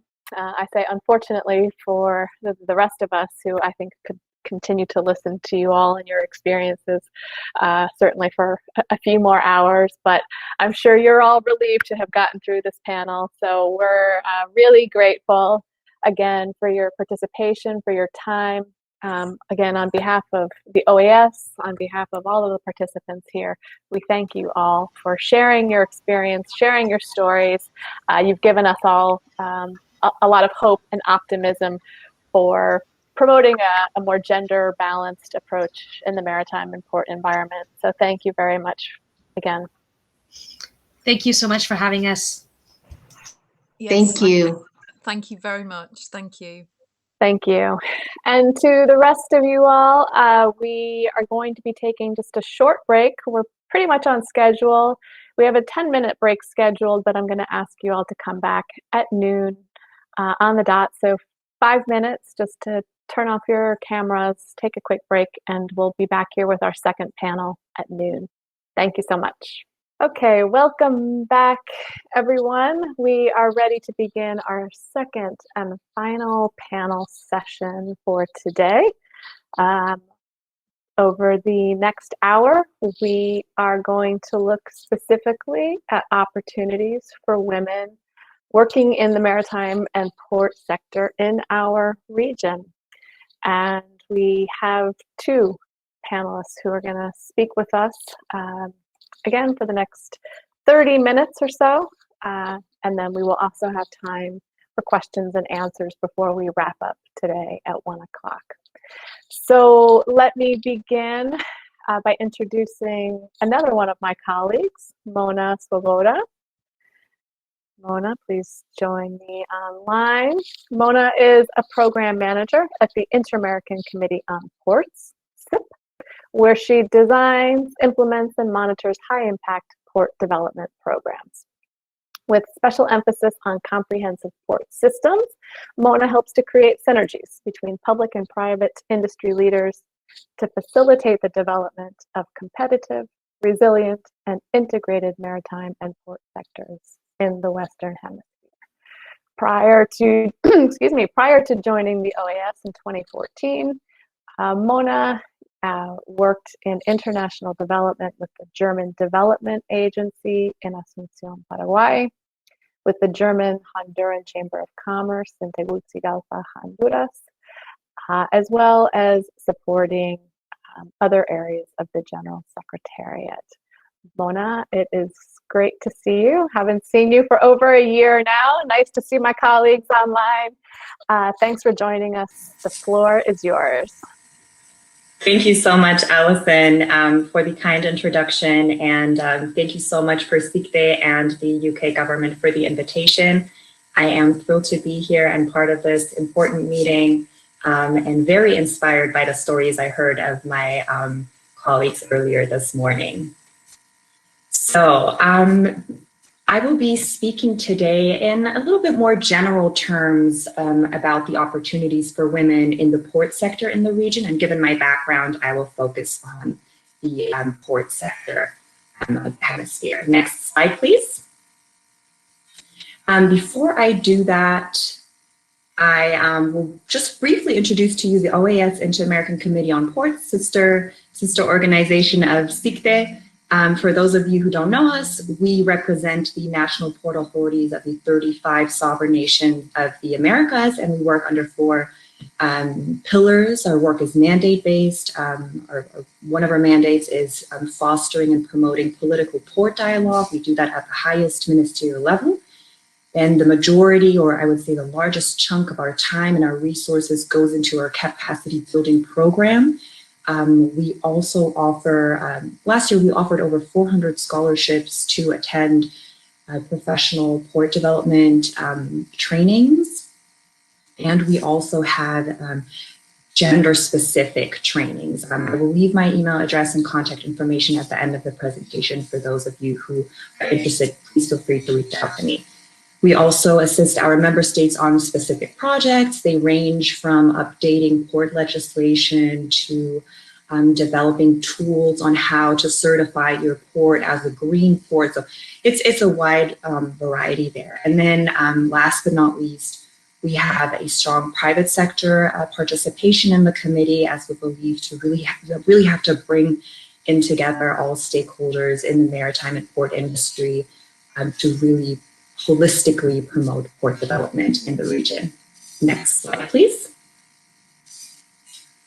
Here you can see really briefly our 6 priority areas. We call them tags, technical advisory groups. I see the image is a little bit small, but I hope you can read it. So you will see that our priority areas range from logistics and innovation, public policy and legislation, inland ports and waterways, especially important for the Southern Cone, environmental protection and sustainable port management, port security, and then you will see down here at the bottom our technical advisory group on social responsibility, gender equality, and empowerment of women. And I think it's important to highlight here that the committee, from when it was founded, has integrated gender as a cross-cutting mandate and even elevated it to one of the priority areas as a tag. Next slide, please. These are some of our associate members and strategic partners, and I would just briefly like to highlight our collaboration with WISTA, the Women's International Shipping and Trading Association. We have an MOU with them and particularly collaborate in the field of capacity building. We also have a collaboration with MAMLA, which is the network for women working in Latin American maritime authorities. And you can also see here the World Maritime University and the IMO. As I mentioned earlier, we offer scholarships for female port officials in the region to attend a 2-week course instructed by the IMO for women in port management. Unfortunately, last year, due to the pandemic, that was not able to take place. But again, feel free to reach out to me if you would like further information on that. And then, of course, in addition to our associate members and private sector partners, we also collaborate with our sister organization here at the OAS CICTE and also with the Inter-American Commission on Women. We partner with them on a Outstanding Women in Maritime Award that we award each year to one woman in the port sector to highlight her significant contributions to the port development in the region. Next slide, please.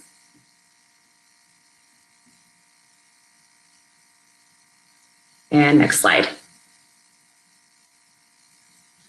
Thank you. So, yes, I would like to talk today a little bit about some of the industry trends and how they present an opportunity for a greater integration of women into the port and maritime industries.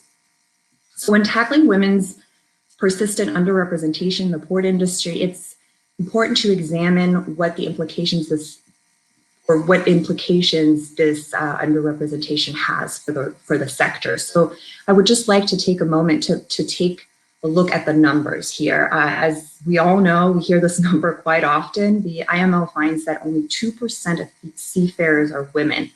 If we take a closer look at the port and maritime industry, the UNCTAD Maritime Transportation Review, in fact, includes gender as one of its 6 port performance scorecard indicators, not only to measure women's representation in the port workforce, but also to measure a port's overall efficiency. And I think that's important that gender is here included as a performance indicator. And their research, or their 2019 research, shows that globally only around 17% of the port workforce are women. If we take a look at the region in Latin America and the Caribbean, only 15% of Port Authority personnel is female. And in operations and cargo handling, the numbers are even lower, with women only representing around 5% in the region.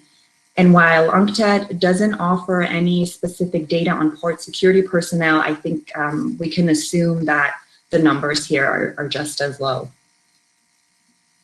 And what do these findings suggest, or what do these numbers suggest? They suggest that women continue to face significant barriers that prevent them from fully participating as professionals across all fields of the sector. Next slide, please. Thank you. And while generally speaking, the need for gender diversity has long been recognized across sectors, we know that women are still underrepresented, not only in the port and maritime industries, but in general in political and economic leadership. However, women's full participation in leadership and decision-making processes is key in boosting socioeconomic prosperities. And this is an interesting data here. Per the United Nations Industrial Development Organization, global gross domestic product could increase by more than 25% by 2025 if women play the same role in the labor market as men. And I think that number just speaks for itself. But promoting gender equality and diversity not only brings financial benefits. Societies with greater levels of women's participation are more peaceful, prosperous, and sustainable. These are also findings from the United Nations. And consequently, empowering women to become central actors with social, economic, and organizational agency has to be at the core of the 21st century development strategies in our countries. And there is a general lack of specific research for the maritime and port industry, but these findings here, they strongly suggest that port and maritime businesses with higher levels of women's participation in leadership will most certainly outperform those without. And in this context, it's important to balance the gender ratio of port employees for managerial and operational positions. And that is not only crucial in terms of gender equality and women's empowerment. In fact, it's smart economics that will boost growth. Next slide, please.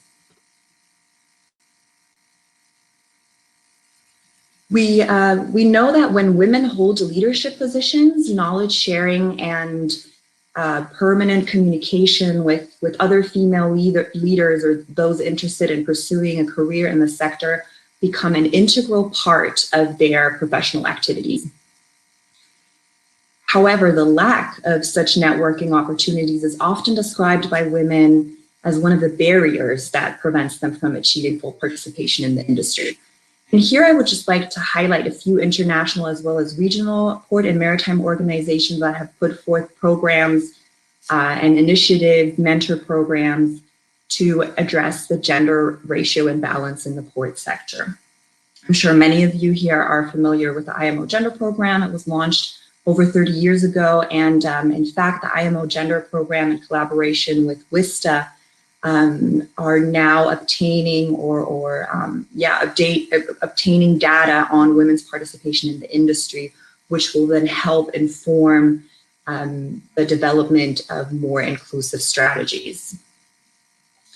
The growing number of women-centered maritime and port organizations such as WISTA, Red Mamla, or WIMAC suggests that female port and maritime officials seek opportunities to share knowledge on related issues, develop networking opportunities, and also establish permanent communication channels among each other. And this not only results in them having greater visibility for their contributions in the sector, but it also helps provide better access to information for young female professionals interested in pursuing a career in the maritime industry. And I think that's something we heard earlier in the presentations, the importance of providing access to information on the career opportunities in the maritime and port industry. Another important focus of these organizations is the promotion of quantitative and qualitative assessments of female representation in port and maritime organizations. Through these gender-specific data collections, decision makers can then establish a baseline to help attract and harness female talent and provide better access to industry fields previously not easily accessible for women. And this also includes the development and implementation of inclusive training and capacity building initiatives with gender as a cross-cutting focus. Next slide, please.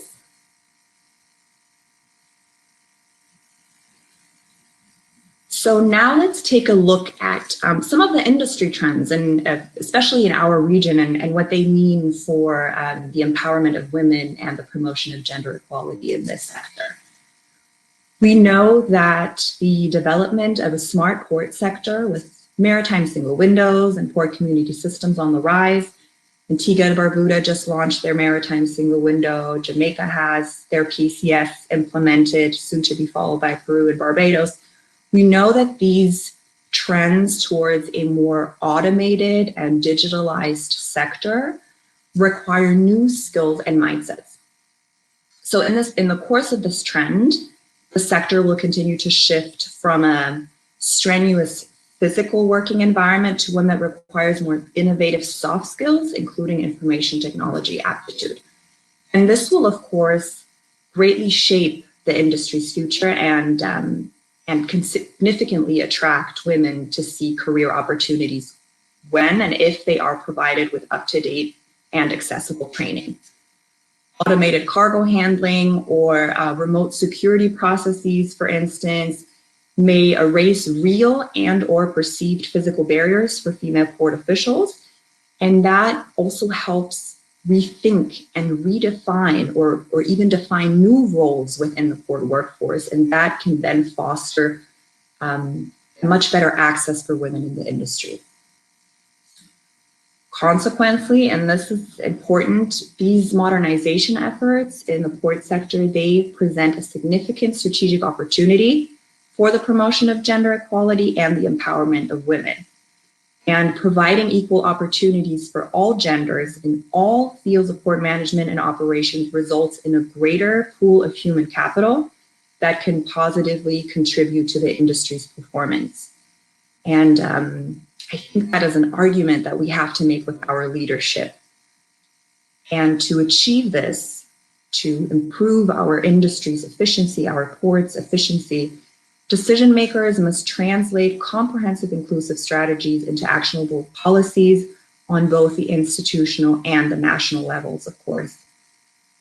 And these necessary legislative updates in light of the current port modernization plans, they need to consider, and I mentioned this earlier, they need to consider gender as a cross-cutting issue in order to not only be more comprehensive, but to also be more effective. Next slide, please. So here are some takeaways. While we still, and we heard this earlier in the presentation, we still face many challenges in terms of gender equality in the sector, but we are also at a point in time that presents a unique opportunity for more inclusive strategies. as the port and maritime industries continue to modernize not only their processes, operation, and management, but also their governance, decision makers are presented with an opportunity to facilitate women's integration in a more effective manner, including through the updated legislation that is required for these developments. And it's important to remember that all investments in infrastructure and operational updates, they have to be aligned with capacity building and training. And here, gender must be a cross-cutting issue. Improving the gender ratio of port employees in both operational and managerial functions is both fundamental to promoting equality and women's empowerment and the competitiveness and efficiency of the industry. So in order to maximize the modernization efforts in the sector, decision and policy makers need to provide equal opportunities to participate in this modernization process through sound inclusive strategies. Because we want to be participating and we want to shape these processes with equal access. And when we understand female participation as vital to the sector's and industry's performance, then the formulation of guidelines and policies to facilitate and amplify women's access becomes much more effective. And just as a conclusion, for any modern business, it's vital to encourage and empower female talent, and the port and maritime industry may be behind, but as stakeholders redefine industry trends, redefine requirements, redefine roles, or even create new roles and responsibilities within the port workforce in the context of modernization, women's contributions will continue to shape the industry's way forward and, of course, favorably impact its future. Next slide, please.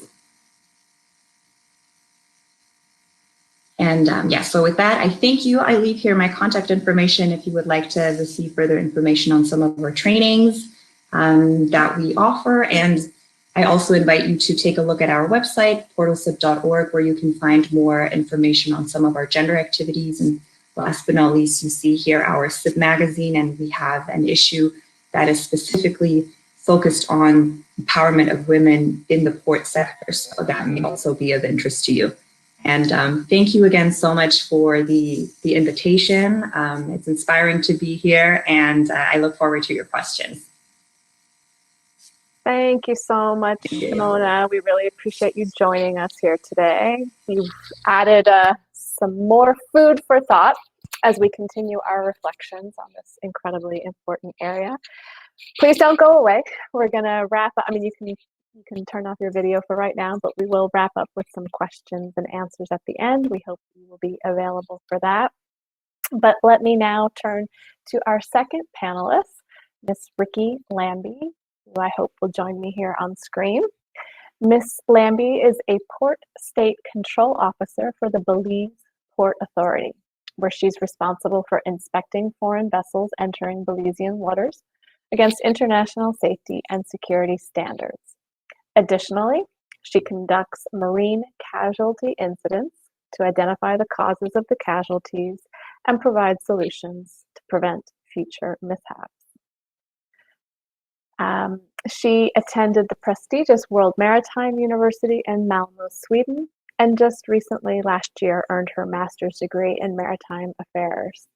She's recently returned to Belize, where she continues to act as Port State Control Officer, now supervising 3 field offices. Ms. Lambie continues to emphasize and promote awareness of the safety regime and the importance of establishing quality standards and policies within the industry. It is definitely an honor and privilege to have you here with us today. Ms. Lambie, thank you for joining us. The floor is yours. Good morning, everyone. Thank you for having me. My name is Ricky Lambie, and I'm a Port State Control Officer with the Belize Port Authority. And today I'll be speaking about the challenges and opportunities available for women in our region based on my observations and my personal journey to the World Maritime University. Prior to acquiring my job at the Port Authority, I was actually unaware of the maritime industry in Belize, its importance, and the job opportunities that existed within it. And as the years went by, I realized that this is a case for many individuals in my country. Many are unaware of the industry, and as a result, they lack appreciation for it. Then, when I became a part of the industry, I noticed that a segregation of roles existed. Few women were in technical roles, and little room was there for women to venture off into the technical field. For example, in my field, in the Caribbean, the ratio of female port state control officers to male port state control officers is actually very wide. And this goes for many other field-oriented areas in the sector. It seems the belief prevails that women in the sector are solely to be in administrative roles, which may be an unfair restriction unless that is the woman's choice. Another challenge that we face specifically in Belize is that we don't have a maritime institute. There is not even mention of maritime in our educational institutions. So women in the country cannot further our education physically from within Belize. So they must seek educational opportunities outside, and sourcing funding for international and regional opportunities can be quite difficult for all women within the Caribbean. However, all hope is not lost. Personally, I was able to attend a WEMAC conference that brought brilliant women from all around the Caribbean for women empowerment engagement. And there I was extremely fortunate to meet Mr. Colin Young and Ms. Helen Bunning, and they assisted me in attending a flag state inspector course, which I had completed with the highest merits, and it gave me recognition and allowed me to, and I was advised to actually apply to World Maritime University. Thanks to them and my donor, the IMO, I was admitted and awarded a full scholarship where I acquired my master's degree in maritime affairs. While I was there, I actually had the full support of my BPA colleagues, specifically my fellow port state control officers, which aided in my completion. So this experience helped me to identify new avenues for opportunities and recommendation for growth for women in the maritime sector. Firstly, I would encourage all women in the sector to join either a local or regional or international women empowerment organization, such as WEMAC, WINSTA, UN Women, or Gender at Work, and assist in the mission to gain recognition for women in the maritime. These same organizations are actually gateways to scholarship and networking opportunities for women. While being a member, I would suggest that you connect with a woman that you feel can be a great mentor to you, and also become a mentor to fellow mentees. We become better and excel when we share knowledge and assist each other. Another recommendation is for organizations within our regions to actually commit to investing in educational opportunities for women. It's of utmost importance that our organization actually commit via policies to investing in scholarship opportunities. Furthermore, there needs to be investment in technical skills as well, and a creation of more opportunities in the field. Currently in Belize, a curriculum is being developed for maritime to be introduced in the educational system at a tertiary level. So we should be seeing meaningful changes in the near future and more forthcoming later on. As for women in the region, I would suggest when it comes to educational opportunities, you research and you apply to universities such as the World Maritime University, the Caribbean Maritime Institute, the University of Trinidad and Tobago, and Lloyd's Maritime Academy. There's also grants I've seen such as the Fern Kant Grant and the ACMF Kanta Full Tuition Grant. Additionally, some organizations within the Caribbean offer maritime scholarships to their national. So that is an avenue that should be considered as well by researching what your own government has to offer. So while there are many challenges that I feel we face as women in the industry, I do believe that there is change for hope. There is hope for change and growth in the industry, but it will be up to us to work together to assist each other in increasing awareness of the industry, attracting more women, and educating ourselves and the relevant policymakers about the value of our contribution and the need to establish educational opportunities for women within the industry. Thank you for listening and thank you for this opportunity. This concludes my presentation.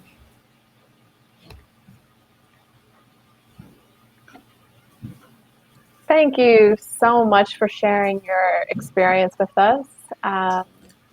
Great to hear a lot of the same lines of thought repeated. I think we're starting to see some repeated message, which underscores to me their importance, right? Again, I'm struck here by several of our speakers mentioning just a general lack of awareness of opportunities in the maritime and port domain. So just flagging this for some follow-up thought. Also, there seems to be a common consensus that there is a need for greater educational opportunities, particularly secondary school. I noticed there was a question in the chat about this as well.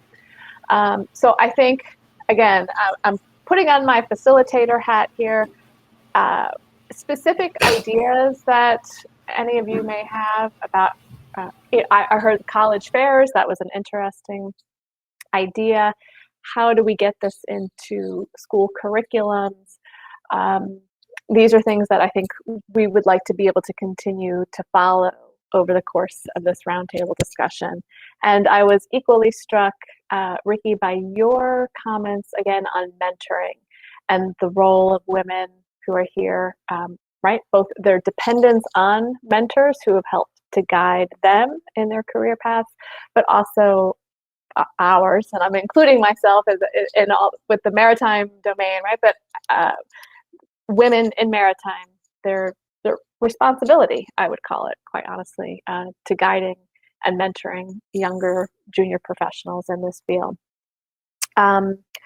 So I think we've got some good ideas and recommendations going forward. I'm just quickly scanning here to see if there are any other questions that have come from the audience. I think we've got a good perspective. Again, my colleague Mona from Inter-American Committee on Ports, again, is sharing a little bit about the OAS perspective on what we've seen in the region, some good data and indicators.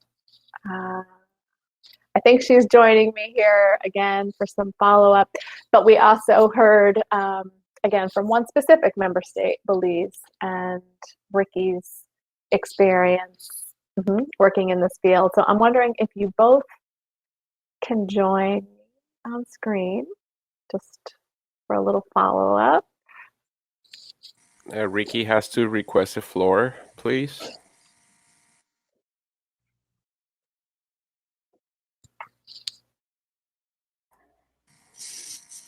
Yes, and apologies on my end. I think I'm having some connectivity issues here. Allison, I will just dive in. I think I would like to congratulate Ricky on her presentation and sharing with us her experience. I think it showed just some of the barriers women still face, you know, not knowing of the diversity that the port and maritime industry offer. I think sometimes we are so far disconnected from the maritime and port industry, and especially if we look at our region, there's only 2 countries who don't have access to the ocean, but they have their inland ports and their waterways, and it's just, I mean, 95% of all goods worldwide go through a port. So there is so much opportunity, and there is so much opportunity and diversity within the sector itself. And I think we just need to really create that awareness and showcase some of the experiences that we have. And I think a forum like this is such an important opportunity to do that. And then I would just like to conclude with the importance of training. And we can't stress this enough. Training is also empowerment. When I feel like I've received the tools, up-to-date knowledge and information, then I feel empowered in doing my job with pride, with initiative, and just confidence. And I think that's just really important for our leadership to be mindful of the gender perspective when it comes to training.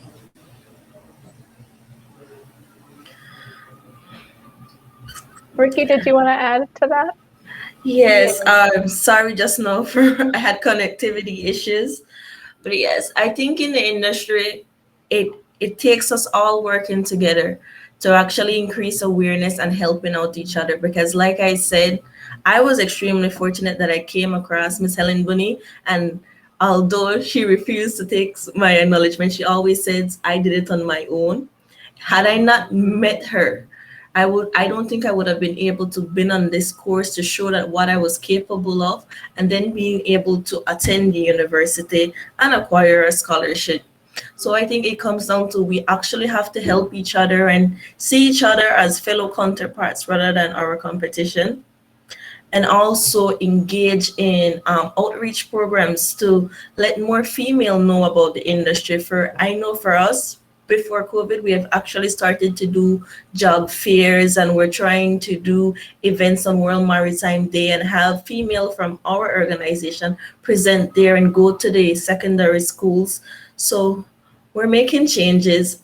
We just hope we were able to attract more and we're able to move a little bit faster. Because, like I said, had I not been freshly out of school looking for a job, I probably would not have ended up in maritime, because it was not something that we're aware of while we're at school.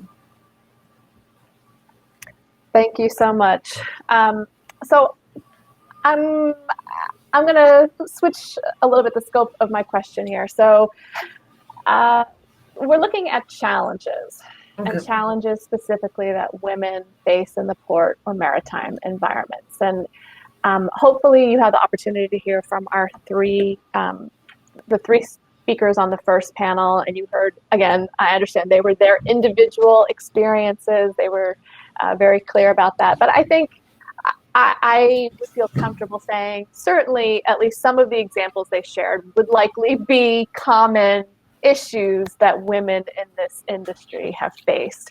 And so, we've highlighted some of the challenges, whether it's, the work-life balance issue, the assumptions, even some of the physical challenges that women have faced. And so I'm wondering if either of you have any thoughts, as we talk about the need to create inclusive environments and creating greater awareness.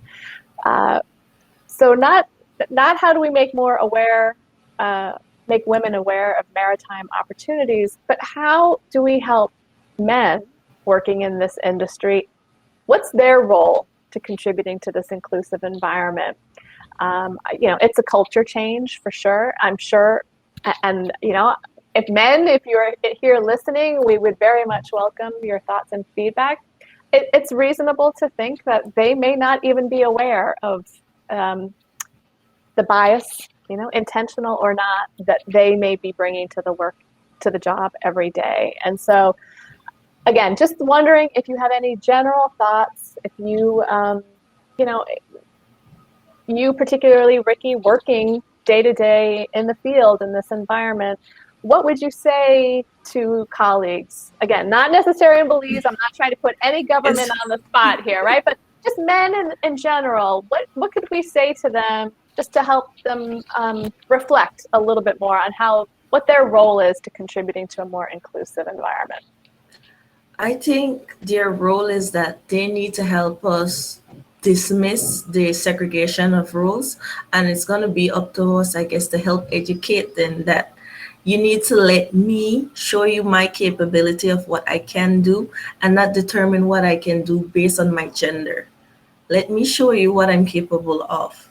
And I've had it here when that was actually one of my biggest challenge, because when I became a port state control officer, I was the second female to be in this position.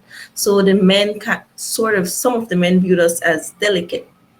You're not supposed to go in the lifeboat because it's dangerous, or we'll do this or we'll do that. And what I did was I stood my ground and I told them I'm going to do it because I can do it, and I'm going to show you that I can. So I think we have to, there's some of them, I think they believe they're being gentlemen by taking the hard stuff for us. So we're going to have to show them that we are capable. You don't have to protect us. We don't need to be protected. We can do this. So I guess it's working with them and trying to explain to them about how they can actually be better, because some of them seems like they do have no problem with us being in the industry. They just don't understand that we don't need to be protected, that we're fine, we're actually capable of doing the work.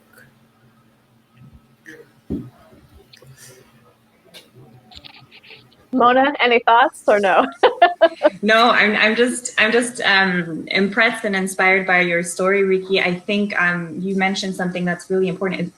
And Allison, you said that earlier too. It requires a cultural shift, and that is always difficult. There are just these historically well-established roles within the port industry, and I think it's important. We need to know where we are before we know where we're going. So we would also recommend maritime and port organizations to assess the gender ratio in their organizations, look at the representation when it comes to job levels, different positions, where are more women, where are less women, because without that baseline that then helps us inform the development of more inclusive strategies, we don't really know where we're going. And so I think a first step would be, and here of course we need the support of the men, Yes, is to assess where are we at, and then you can make more informed decisions of where you want to go. Thank you. I appreciate that. Okay, I'm just looking quickly. We may just be wrapping up this session a little earlier than we had anticipated, which is fine. I do know there's some questions in the chat just specifically about making the presentations and video available. So we just have to do some consultations with the panelists to make sure that they're okay with us sharing copies of their presentation. But if they are, then we will be distributing that information to all of you. Okay, so to wrap up, let me just thank again Mona, Riki, for your time, for your amazing perspectives and insights. I hope you both will also join us for the remainder of the roundtable over the week. We know you'll make some great contributions to our other sessions, which continue tomorrow, Wednesday, where we're going to... Sorry, just pulling up my agenda for tomorrow, where we begin at 10 o'clock Eastern time here, Washington, D.C. time. And tomorrow's format, we're going to change just a little bit. It's going to be more interactive, more breakout sessions, if you will. We'll have 3 separate series, one focusing on social inclusion and diversity, one focusing on leadership, and the third focusing on women in the maritime domain. And they will all 3 of them will be facilitated by extremely capable colleagues of mine at the Secretariat and also working in the field. I hope you all will come back. I know it's a huge ask of us for you to give 3 hours each day of your time to this effort. I understand we are all juggling many hats and extremely stretched for time, and also probably a little bit fatigued by so many virtual meetings. But I do ask for your kind consideration in making the effort and joining us for the remainder of the series tomorrow and on Friday, because as I said at the beginning, and I'll say again, we absolutely have to work together. This is an area that we are committed to 100%, and we need all of you to help us really dig deep, right? Not just identifying the challenges, but more importantly, helping to identify the solutions and the role that my department, the OAS, can help play in making important improvements to strengthening the gender balance in the maritime and port environment. So thank you all for your attention here today. Thank you again to our first 5 panel speakers today. Really impressive, really inspiring. We're really grateful for your time. And to the rest of you, thank you all so much for joining us here this afternoon. Have a wonderful day. Thank you, and we'll see you tomorrow.